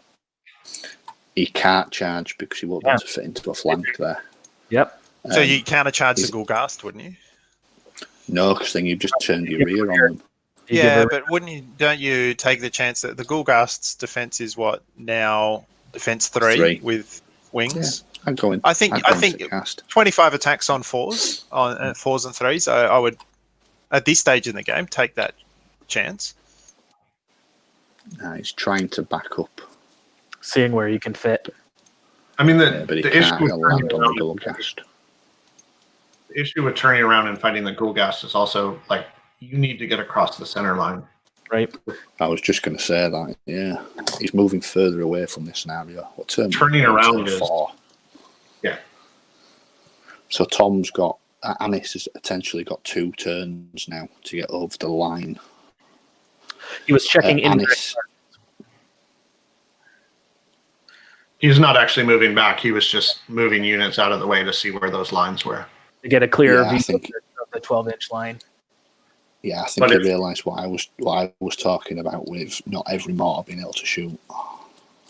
But that's the whole And thing it's- with Charter, and that's why that ghoul gas into the back of them is so good. Is to fight them, he has to go against the prime directive of this scenario. It's And they're funny dwarves. how important the mortar, because he could have put the mortar hard up against the back edge of the board, right? But he's just sort of sat it there. And it's funny how much, if he'd sat it hard up against the backboard, he'd be able to shoot, but now he can't. And, that sort of deployment, you wouldn't question it normally, but it's going to be significant now. Yeah. Thing is, you never want your mortars on the board edge, ever. Ever, Can't ever, pivot. ever. Hard up against the backboard. Yeah, you never want them hard on the backboard. You always want them a few inches on. How come? Because it asks questions to your opponent. Because 9 times out of 10, if people have got some form of way to get into war machines, but if they haven't got a dedicated flyer to go after them, they're not getting into them. But if you're 3 or 4 inches on, you're tempting the cav characters to go after them. Okay. I basically never play War Machines, so it's an interesting yeah. Because thing is, with how many points war machines cost, you only want 3 turns shooting to make the points back. So let people go after them. And I will lean on the experience of the person who took a perfectly balanced army of kingdoms of men and wrote an all bow shooting skew list for his Northern Kings article on that. So this is a man living in the war machine world. So I will listen to him. I was chatting to Croja the day after he played you, Padley, and he was still walking funny. Do you know what? He said he loved the game, so that's on him. Hey, remember, I'm the most sporting Northern King member. I've got to get that on there. Yeah, I think Elliot likes to pretend that he's nice and likes to put on a face, but we all really know what's inside that mind of his. Yeah, he's the innocent-looking one. Everyone knows Tom's the worst. I'm the nice guy of the group. So we've got a comment in chat from John Green saying Robinson's playing the list that dominated Southwest. So was there like a heavy Rev Cav list floating around in the US meta for a while? no, he's playing against it. Right? Isn't that what he's? Right, okay. Yeah. It's Because I was mean, going to say, I didn't think Rev Cav were that great in second edition. Like they were okay, No. but not like this. no, He's it's on about the Abyssal, isn't he? Abyssal Dwarfs. Yeah, the Abyssal, the V2 version of this won a number of tournaments and was on final table at US Masters, where it basically walked into a hard counter. It was on a map similar to this one. Yeah. It was on a map similar to this one, in which the sides of the board were cut off, and it was a game of dominate against a unnerfed double steel behemoth, And when the Earth steel behemoth just gotten its buffs and before they took them away again. Yeah. That was fun. That was a fun 2 months. Well, during that 2 month, Alex Chavez, who's a very good player and very good with dwarves, snuck into that window and won US Masters with dwarves. But this was his final table opponent, basically. We this have list on YouTube. We had a local player who was running 3 steel behemoths for that window of time. It was practically auto win that. Okay, it looks like they're talking about the right decimator unit, like probably in their chat discussing what it can't do, based on. Yeah, Sure. To me, that can It can't charge. The only thing it can do is sit there or is countercharge. countercharge or sit. It's got no way of getting into that that Rev Cav in the flank. Not a single way. I feel like you've got to do the countercharge because even if you present the rear, the Rev Cav Horde can only kill one thing. And it's either going to kill the one in the rear or the one that's wavered. So the only other thing they can do is go right 2 inches, 2.5 inches. but that don't achieve anything. Yeah, my only. He's got to be an inch my- away, doesn't he, to do that? If you start within an inch, you can, as long as you don't move Move any further away. closer. Yeah. Yeah, that's So the issue that closer away. Yeah, and the main issue I run into with turning him around and fighting that Ghoulghast is that, again, you've turned around. You need at least one more turn, which is your turn 5, to turn back the other way. And that unit, I mean, right If now you it kill doesn't it, look though, like that. like if unit you will- countercharge the Ghoulghast and kill it, which is what, it's Hail Mary time, right? Then you turn back around again.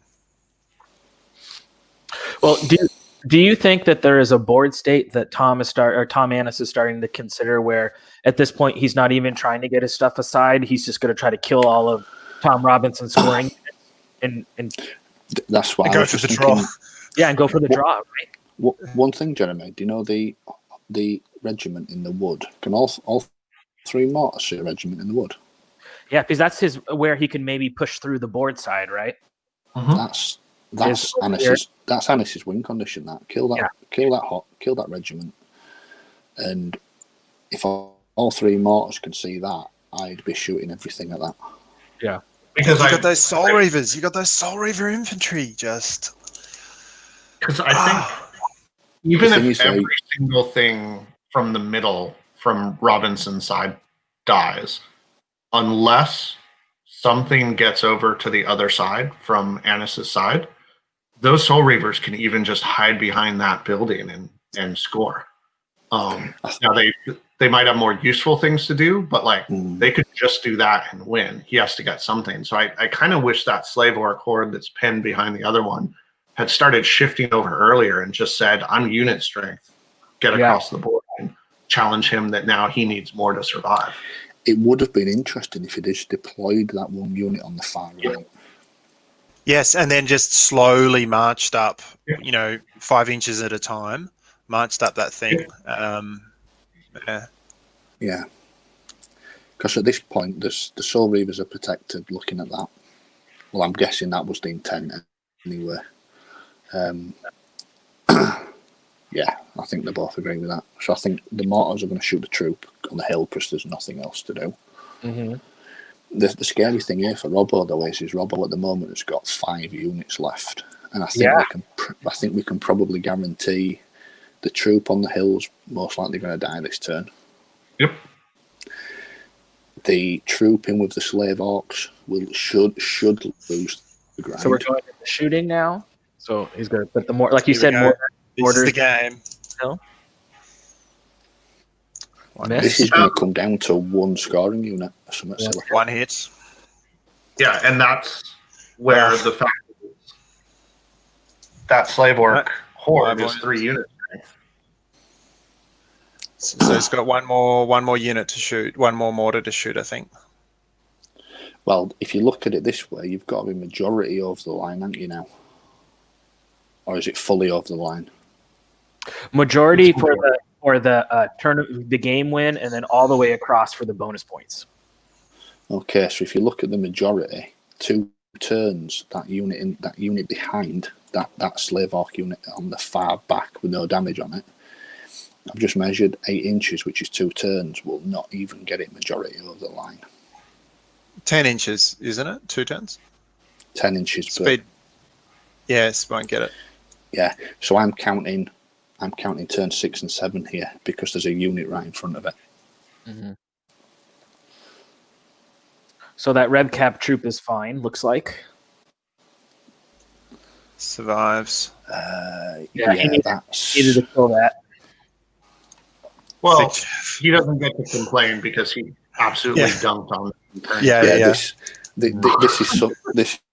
is something that's coming up quite often that we've been speaking about in Northern Kings anyway. Is thick chaff.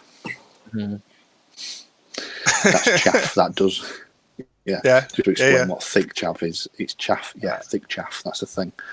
It's to get stuff. It's chaff that does more than just. It's not a beast pack that just runs in front of something and just dies to a stiff breeze. But, like that's the thing with Northern Alliance. The difference between say snow foxes, which are regular chaff, and say half elf berserkers, which are thick chaff, because they can do multiple things. Like in my Night Stalkers list, I've been using Butcher regiments as thick chav. Yeah. Butcher regiments, RevCav troops. There's Yeah. a whole little list of them in there that are just absolutely filthy, and that can beat up all of the real chaff, but you need real units to remove them. So they're three damage on the troop there from that horde. So and then we're legally obligated to say, registered trademark Ashley Moat for the thick chaff. Yeah, royalties will be incoming, Ashley. Yeah. In love and affection, that's it. That's all you're getting. Okay, so that turn, not so great for Tom Annis, right? He didn't quite pick up that RevCap. He did get lucky, and he needed to get lucky.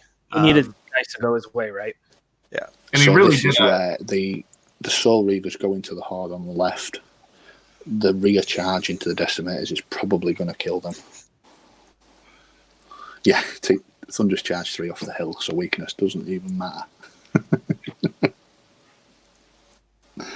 Yeah, the Soul Reavers go in here. That puts them into the shadow of the closest one, and then they can overrun potentially out of the arc of the other two. Yeah, I think both of them. Well, I think if Tom does it right, if Robbo does it right, that's the last combat he does. He rolls that combat last, because he should only turn them in to face the army if he needs them to. And then they're what? Drain Life 2? Life There's Leech 14 2. drain life over there. Yeah, so by the time you drain lives and life leeches, they're going to be on like 1 damage. Yeah. And they've effectively got 6 damage on them now, so we know they're going to life leech 2.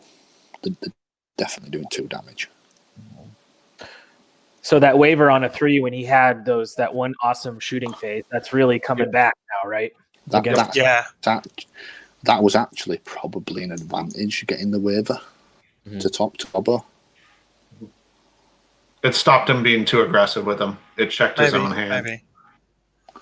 What I'd be doing on the right, by the way, I'd be drain life in the unit behind the damaged Orc Horde, I think. Just as like a stopgap, just in case somehow he can get it across the board, you're putting some damage on it. And the fact there is no inspiring. So if you're fishing for a lucky waiver, if you get a single waiver, you've won that is never crossing the line, ever.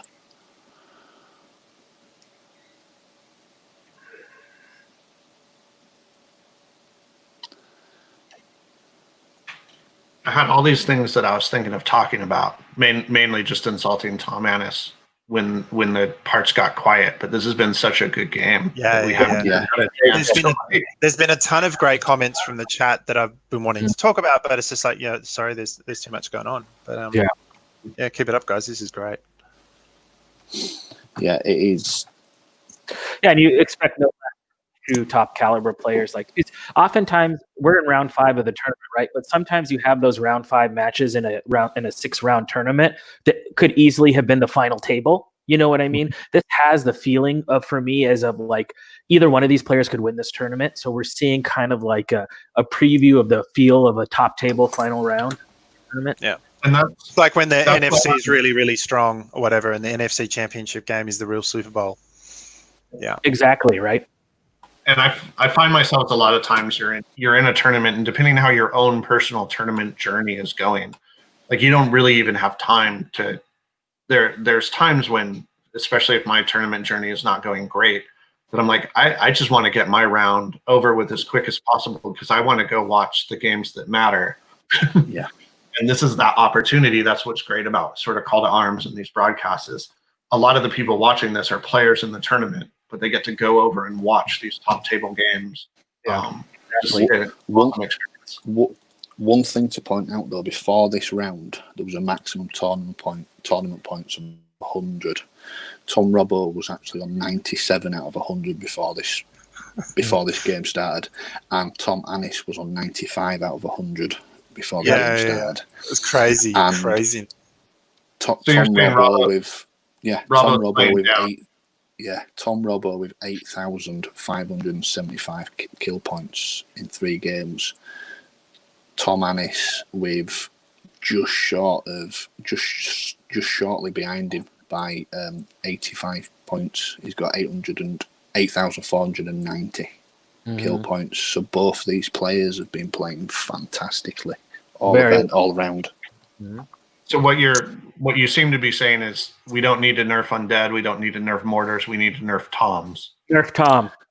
Hashtag Nerf Tom. So what do we got going on here in the game? Let's I think Robbo seems to be thinking. He seems to be thinking. Robbo's moving his life leadership into places now. Yeah. because now he needs some shooting. specific shooting lanes. Now go into shooting. So we're now going to be doing drain life. Where's he going to put it? Yeah, the unit with the gold gasting. Yep. I don't think it's a massive mistake that. I'd have put it into the unit behind it, I say, but I don't think it's make or break anything, so that's 2 damage. And heals 2. And this is Operation Keep That Horde Alive Forever. Yeah. Bane Chant. Ooh, spicy. That'll do. Bane Chant, that's interesting. They've got right, they've got no crushing though, so it's all thunderous. Okay, right, yeah, because the other one died. Yep, right. So he's now changing it from wounding on 4s to wounding on 3s, which is massive. And that's the experience I have around Knights and sort of Kingdoms of Men and that sort of thing. The Bane Chant, they become a different unit. Well, the big thing to point out is that's his Necromancer. The Necromancer's only got Surge and only got Bane Chant. There's no Drain Life on it. Right, yeah, sure. So there's nothing to Surge there. 5 hits over here. 3 damage. I hate Drain Life so much. Oh, those Soul Reapers down to 5 damage. Oh my god. Which will be 3. It's gonna be 3, right? Don't act surprised, Jeremy. You've done this for years. Soul Reaper Cavalry. Damage. So Soul Reaper's down to 2. Soul Reaper Infantry down to 2. What were they on? 15? 14? They were at 12, I believe. This is what I think the strong lists are in Kings of War. It's not your shooting spam, it's not your dragon spam, it's your defensive healing lists. Yeah. So it's drain life spam, heal spam, anything that can go in, do damage, and then heal fucking 20 wounds back. I were playing against what do they call it? Brotherhood Green Lady. Green Lady list, and I couldn't remove one unit.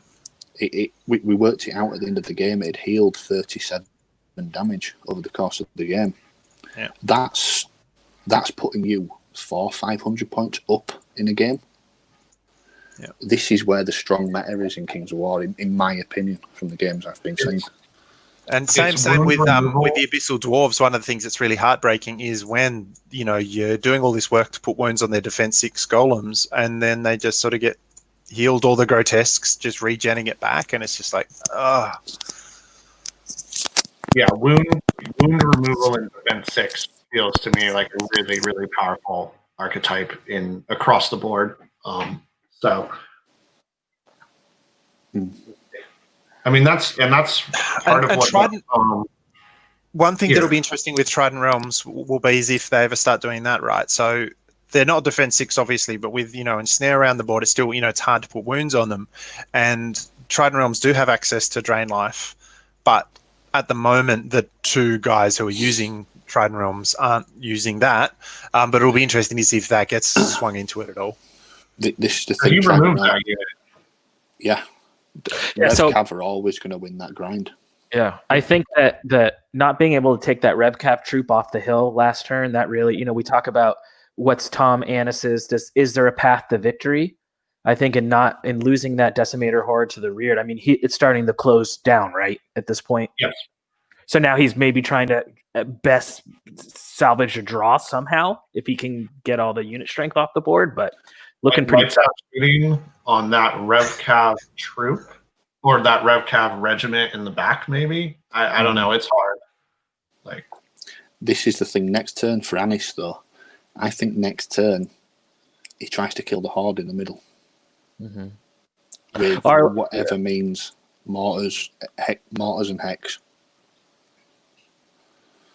Because what you're doing, killing the Horde doesn't win the game, but killing the Horde makes Robbo have to answer two very big questions on how do I split here? Do I go left? Do I go right? Because there's more unit strength on the right, and obviously Tom's only got units on the left.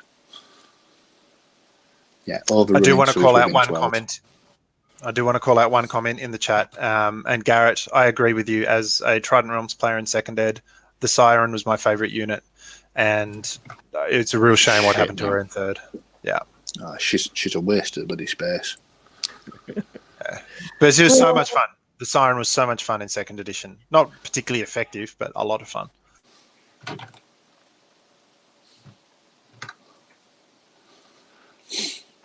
Yeah, because that's the interesting question.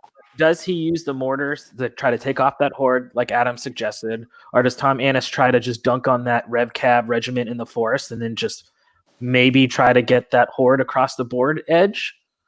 That's only 3 unit strength, though, and the if the Soul Reaver infantry, who is also 3 unit strength, and any other thing that scores survives, that's a win for Robinson. Yes. So he has to do 2 things. He has to get either everything dead or that Horde across the board and only the Soul Reavers or only something else survives. And that is a tall order right now. Yep. Well, the big thing now is the Gulgas next turn for Robbo goes into one of the mortars. The Soul Reavers go into one of the mortars, and the Rev Cav troops probably just move up so they're within 12 of the other. And the Rev Cav Horde takes the other Horde off, and then it's the regiment's just got to hold the Horde up, and he wins. Yep. I think even if that Horde gets over the line, Tom Robbo's currently got a lot of unit strength actually. Yeah. So Tom Robbo's got 3, 4, 5, 6, 7, 8, 9 unit strength, and Anis has got 7. So Tom's actually it's 9 unit strength, but in 5 better positions, different things. So yeah. Alex Coos is calling it in the chat, but yeah, we will see. I mean, for me, it's really come down to the waiver on the Soul Reaver infantry, and then not picking up that troop of Rev Cav from that one turn of shooting that got into the rear. Because even if his mortars each individually kill a unit, so even if he kills 3 units, which is highly unlikely, but even if he does, Robbo is still in a winning position. Yeah. This turn's big for Anis. He might be able to pull something out of his ass, but he needs to remove all units. And I don't know how he's going to remove the Soul Reavers infantry. I just don't. And you talked about it, right? In this sort of shooting list, you're playing a list where you really can't. It's very difficult to play yourself outside of dice variants, right? The dice are either going to work or not going to work. So there's only so much you can do as a player when you're driving this sort of list, I think. Yeah, shooting spam list. Not that this is a shooting spam, but this is a dice spam list. Dice spam lists are there for the skew on the dice. Because how is this not a shooting spam list? This isn't a shooting spam. It's only got 75 shots and 6 mortars. That's not spam. What is your personal definition of what counts as spam? Is it 100 up, or is it a proportion of the total units? Proportion. So shots comes into it as well. So that every shooting spam list I've ever played has been 128 plus shots, plus about. Well, in this edition, it's 128 bows plus 12 War Machine shots plus about 12 Lightning Bolt. And there's combat characters in there as well because you can afford them. Because that's what Kingdoms of Men or Goblins? Kingdoms of Men. Goblins are shit now. So there's no point doing shooting with them. We heard it here first. I've been saying goblins are boring since playtesting, man.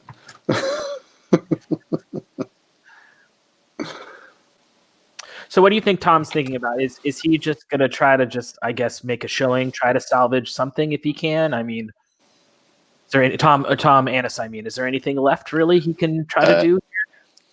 Can you just answer that question? The answer is no. If you're disordered, you can't go through a yielding unit. Yep. So what is it? Just shoot every mortar at a different target and hope See what you break everything you shoot? Like, there's. Oh, I don't know what the etiquette is. Do we answer them in chat? Yeah, because I'm the TO, so I kind of have to. Yeah. What is this? And I think they've done that on streams in the past. If they ask the stream a question, we have it. So Yeah, Tom Rob's just found it as well. So There we go. Yeah, and the etiquette on this is if they ask, we can weigh in if we feel it's okay and it's a definitive answer. I think if you only see, I think you only weigh in as well if you see something that's obviously wrong. But I don't think there's been any of that on stream. So No, Sam and Soden, Sam Garcia brings up the point in chat. I think perhaps the intent was that the disordering individual then becomes mighty and you can't charge through it. But the rules as written are that if you are disordered, you cannot charge through any individual. Correct. So that's what we're playing with. And it's not clear enough that there was a rules as intended versus rules as written type thing, that we've got to stick with rules as written for the moment. Because I'm expecting that Anis wanted to just charge the Reaver The ref Cavalry cav. flank in the wood, would be my guess.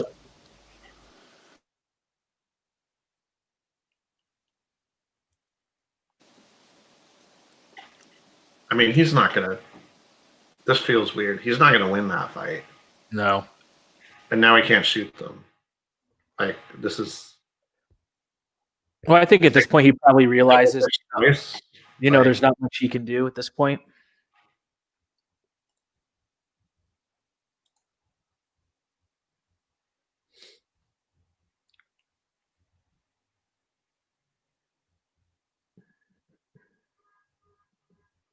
You guys. Okay.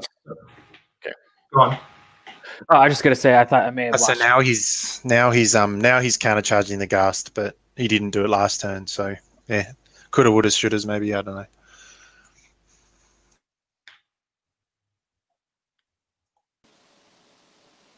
Yeah, it's just it feels like taking some swings at stuff, but it's rough. Yeah, it's very. It'll rough be a around hindered here. charge if he goes forward into the Lich King. He'll be a hindered charge into a defense 5 unit. Whereas if he countercharges the Ghast, it's a counter charge and it's defense 3. So And Lich Kings are ridiculously hard to kill. no, he's not getting through the Ridiculously. Lich King. Ever. I don't get this charge. I could be missing something, but I feel like you at least punch the Ghoulghast because he's about to turn off your mortars, and your mortars are the only thing you have left to influence the game. Also, the way Northern King scoring works is points, bonus points for kill. He's unlikely to kill that. Well, he's not killing the Lich King, let's be honest, but he's got a chance to kill the Ghoulghast. It just feels like So it's interesting. He's shooting at the troop, not at the horde. I guess he's trying to kill the troops. Yeah. I think the horde with it. Well, Yeah, both them mortars won't be able to shoot the horde. He might put the left mortar on the horde. Yeah, they're both within they're too close. And the left mortar's within 12 of that troop as well. So, yeah, like that way. So put it that way around. So Anis is trying to pick up 2 troops here just to get points. And then some lucky roll on the Soul Reaver infantry. can happen. Is it? There. Yeah. It'd have to be one for the ages. That they're not inspired though, which is a big thing to point out there.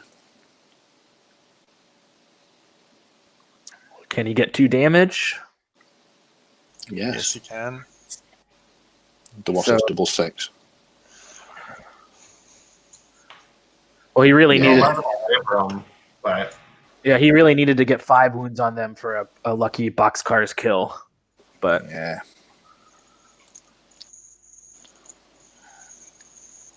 rolling nerve.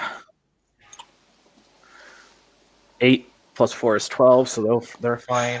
Sad trombone. Those ones are gone. 11 killed at first, but reroll, they're still there. no. Kill They're one. dead. Yeah, they're dead. So the thing is, that troop's safe now because all it has to do is go forward 8 inches. Most likely, Yeah. it's safe. Yeah. Nothing will be able to shoot it. You'd almost just charge it into the just do a double charge onto the mortar, wouldn't you? I'd just go forward with 8 because if you're going left, you're most likely going to be in arc of one of the war machines potentially. Well, in range. I don't know if in arc. Yeah, I don't No think they'll be. wounds on the Rev Cab, too, so they'll have Thunderous. Oh wow.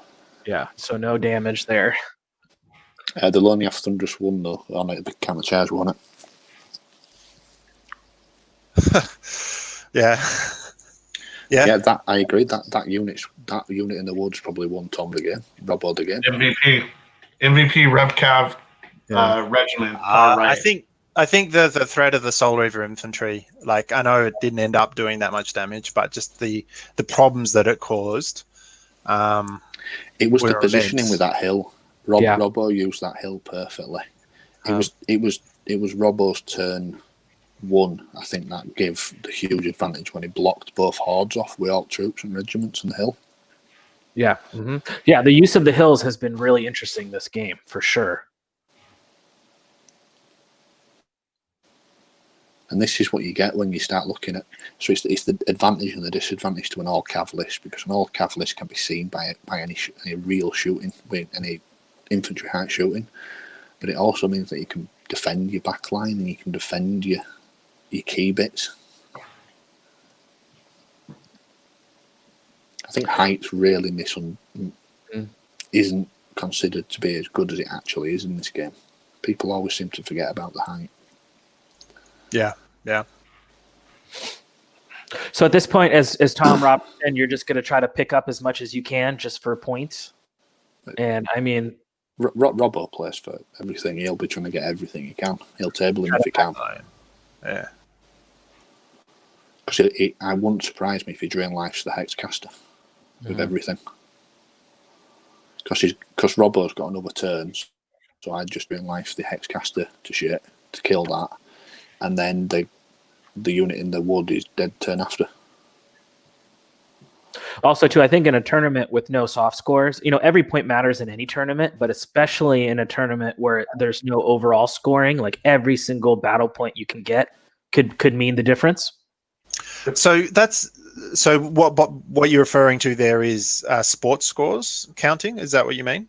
Yeah, so just like in an overall, here in the U.S., usually the overall is seen as the most prestigious award at a tournament, and there you're Sure. taking the battle, paint, and sports. So every point matters, but in those tournaments, you have sports and paint influencing everything too, whereas this going straight off of battle, I think Right. fighting for those extra battle points is that much more vital. Sure. So you would so if you went to table someone, that would cost you sports points normally?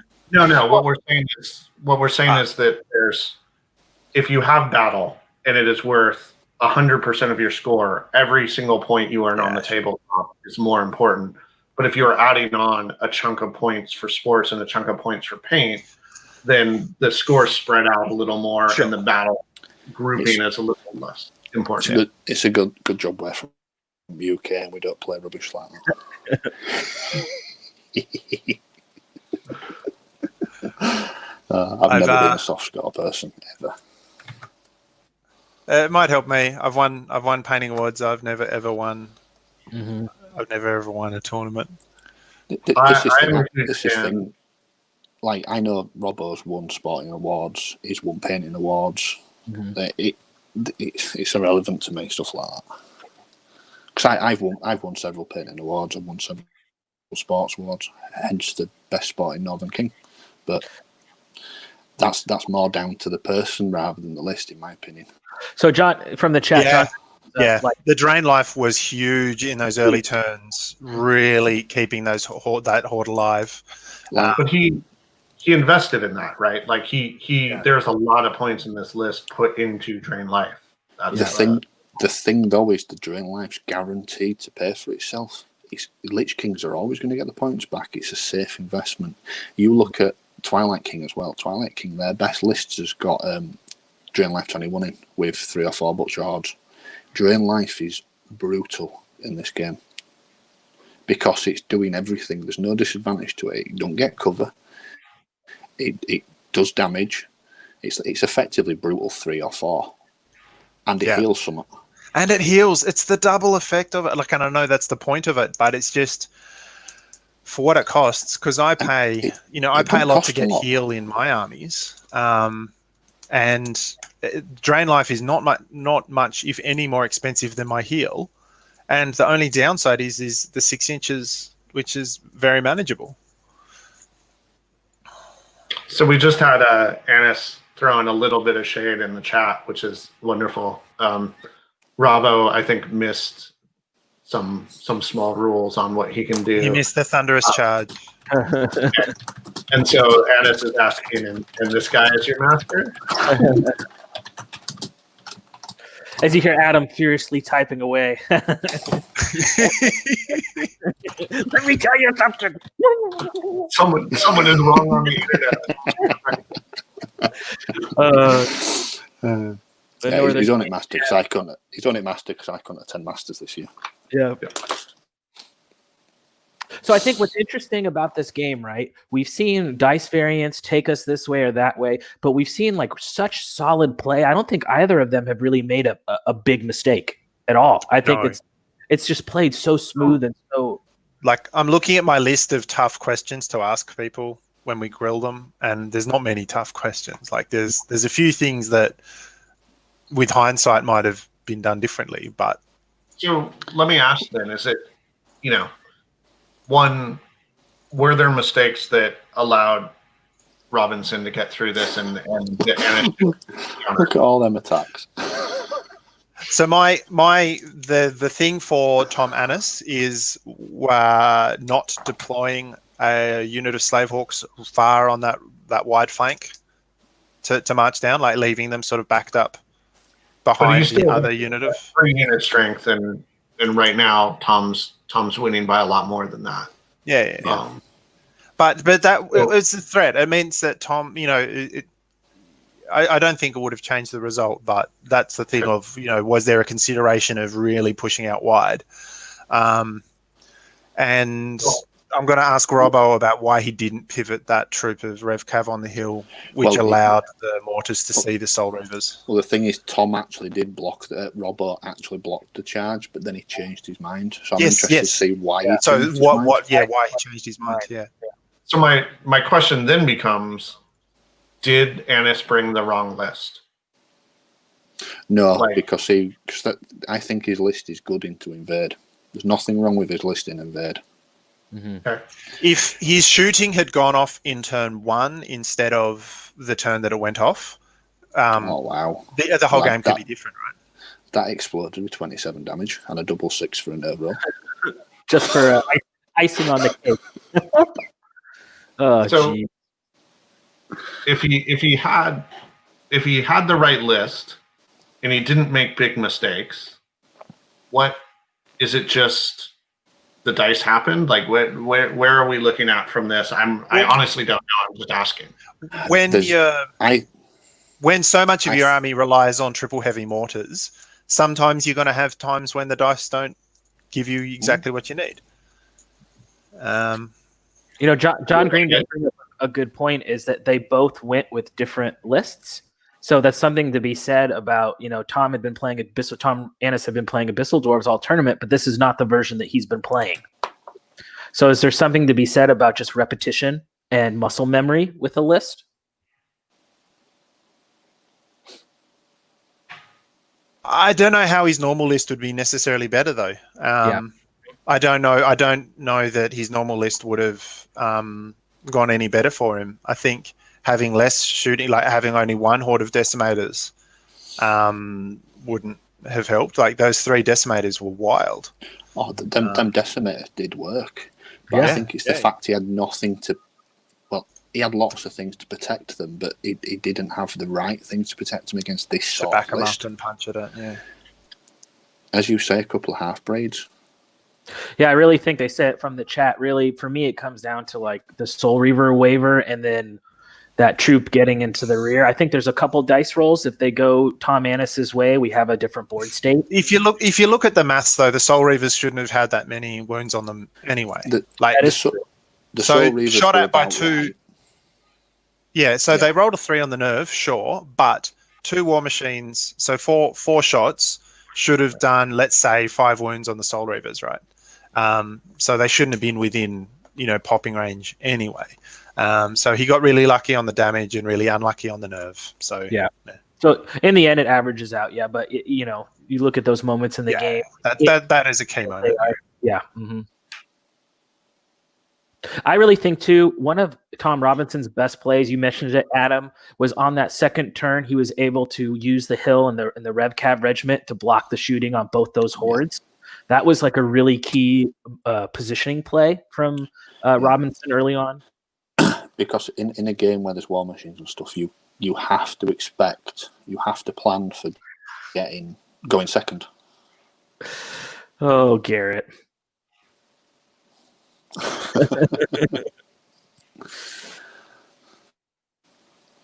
That's his own clubmate selling him out there. Nice. Oh yeah, but Robbo bet John Green first round, didn't he? Oh. And Like, I don't they think tabled Robbo's him, I going to think. I don't think Robbo's going to get 25 points for this. He doesn't have 5 scoring units left. No, So It's 1 bonus point per scoring unit, correct? So yeah. he's- And he's only got 4 scoring units left. So he looks like 24 points probably at this point. yeah. If he can get the regiment over, I don't know where line is, to be honest. So so I guess Annis can hold that to him. It held him to Yeah. not max points. yeah, so Anis actually did better than John, so John can probably stop slagging off, since that he did a lot worse. Yeah, jog on. So at the end of this, there was a question here, right?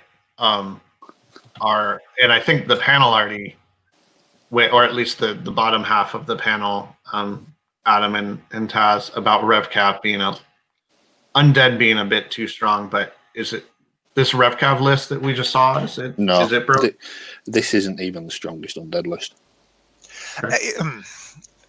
I think that it would have been really interesting to see Robinson's Rordia list for this. I think the RevCav hordes combined with Drain Life so well. And the RevCav troops are sort of really handy. And it's interesting that the RevCav regiments, which I feel are probably the most sort of reasonable of the RevCav things, ended up being his MVP. But yeah, the RevCav hordes are very tricky to deal with, especially with so much Drain Life. And I think, are we bottom of 6 now? That's been going fast, right? The thing with the RevCav and undead in general is it's high defense, it's fearless, it's high nerve, and the army has got a shit ton of Drain Life. So you Add it all together. How many points is a RevCav horde? A RevCav horde is 280 points for the horde. 320 with an item on call. Yeah. 320 with an item. You have to invest 600-700 points to kill one.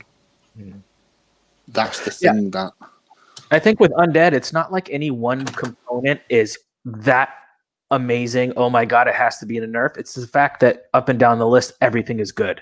Everything has value. Everything works well together. There aren't really any bad choices. So I think that's the power of the list. Patrick Zorro Allen made a really interesting comment on Tom Annis wrote the article about the top 15 lists, and Patrick Allen's takeaway from that was just how many units in there had fearless or some sort of waiver mitigation. And that is so. That's the meta in Kings of War. It's your waiver mitigation, it's your high nerve, it's your fearless, and it's your drain life heal to back it up. That's what's going to win so many events because shooting's been nerfed to the ground basically. So that shooting's not there to counter them sort of lists. Because in seconds, shooting bet them lists. So the paper's lost its scissors. But that's been just as a counterpoint, like that is lowering your variance on nerve or leadership has been a strong tactic since Warhammer 6th, 5th, whatever. I mean, it's a thing that top players lower that variance in any way they can. It's something they look for, ways to not get messed up by the dice. I remember Lizardmen being a top Warhammer army just because of their special nerve rolls. Yeah, and I played Lizards, so that sums me up, doesn't it? You are a giant bellend, yeah. Yeah. Well, when I say I played Lizards, I played Skink. Well, You as played we- Skinks and what Stegodons, right? No. Just Not Skink. even any stinks. Just skinks. Skinks Ah. riding things, sneaky skink. Okay. Great stuff. Well, thanks, guys. That was really a really great game. Very close up until the end. Panel-wise, you guys have any questions for the Toms? Yeah, so I think the question that Adam and I both had was for Rollo. Well, there was a section there where you had a troop of RevCav that was sitting on the hill, and it was screening the Soul Reaver infantry from getting shot at, and then you pivoted it back and left that tiny corridor open, and then Anis's mortars went off. So I was just wondering, why did you move the RevCav troop back? But was that a open mistake? that corridor or back up was it, again? It Intentional. was because I went to the toilet and I came back and I forgot to move Soul Reaver infantry on the reform. Yeah, that's absolutely a mistake. And he quite rightly saw that and nearly blew them off the board. So Do you feel, Tom Anis, do you feel that was really, like, to me, the two couple turning points dice-wise for you was that waiver on the Soul Reaver regiment and then not picking up that RevCap troop on the hill that was then got into your rear? Were those two sort of key points in the game for you, you think? Yeah, well, against Tom's list, it's just you don't play something style off the riches and the Morgoth. Yeah, missing the sort of the Taiwan and Yeah. the rest back. Yeah, that's a risk that I took. I probably should. So we can't Yeah, we're having some. really hear you. Is it because this is actually just a face mask with Aaron Chapman under it wearing Tom Anis's face as a mask right now? Is that what's causing the audio trouble? I was not having audio trouble, sorry about that. But, Well, whatever he's saying, I know that it's nice because Tom is always nice. So, Sure. The mind fog on Hexcaster round one, that Oh, was well, pretty lucky. cheeky too. That was Yeah. Well, I thought, hey, why not? Fuck it, let's go for it. He's left. Well, it what open, else I are might you as well gonna give it a do? shot. But, yeah. It's like I've never cast this before. What we both miss is that Hexcasters, you can only hit them on a 6 for spells. yeah. Oh, and they've got three the turns, dampening that's one. runes. Three They've got turns down the line. dampening runes or whatever. Yeah. Yeah, 3 turns down the line, we realised, and at that point it was too late. You know, Robbo, I thought one of your movement, we talked about it on the stream that was really well, is I think it was in the second turn, you were able to position both RevCab hordes and a regiment of RevCab so that he had to go a full round of shooting, not being able to target those hordes. Was that sort of in your mind? It's like, I got to keep these hordes alive? Yeah, I mean, I was considering the first turn charge. I forgot turn 1 to go for a Hexcaster and then getting over into a Slave Arc horde. But since I didn't get first turn, I took a bit of shooting. I thought that I'm not in a rush. I've got all the surge in the world. The other unit, I've got 2 RevCab troops providing a screen for them so that they can get out of the way, and then I can charge on the left with that horde. So I'm quite easily placed to just not move the full distance because I know I'm going to be pinning him back anyway, and use the rest of my army to just cover the unit that already been shot. Because my army works really well if I spread damage out. if everything targets a horde, the horde will fall, and then I'm in big trouble. But if I can spread the damage out, I don't really mind. I was going to say that I comes just into thought it. it'd back up. You know, how much of a crutch is Drain Life for this list? Oh, massive! You Yeah. won't work without it. So Drain Life really good then, Tom? Yeah, funnily enough. Uh, Yeah, it's almost That like the is- entire list is designed around the 3 Drain Life casters and the Rev Cab. Yeah. It's like that's the point, isn't it? Yeah, fearless, high def, high nerve, healing. Mhm. What's not to like? yeah, Well, I think both armies did the jobs. He did Yeah. a lot of damage Oh, with his shooting. His A lot. decimators that turn 3 just deleted that horde. Yeah. Mhm. No, I think it was a super clean, well played game for the most part by both of you guys. And then it just came down to as what happens when you have 2 really good players going against each other is who gets the roll when they need the roll, or the very, very small mistakes. Or yeah, so it was a real pleasure. We had so many great comments from the chat, but we were so into the action of what was going on in your guys' game. It was hard to keep up. So again, thank you. It was a very, very awesome, close game. Yeah, I really enjoyed that. It's great fun plowing through that many save arcs. Yeah. So, Robbo, just one last one for you. So, how many dojo players have you beaten now? Oh, geez. Ooh. I don't know now. I've got quite a few at the moment. I will say that Mr. Pat Allen just recently tabletop Titans best club in Texas. That's all I have to say. Yeah, well, that brings us back to even now, me and Mr. Pat. Yeah, that's great. Well, thanks again, guys. Awesome game. Really tactical. Really, really kind of like we talked a little bit about it. A preview of what could have been a great final table in any tournament. You guys got for a round 6 final table. We got to see sort of a preview of a final table in round 5. So thanks again for such a great game. Any final comments, anyone?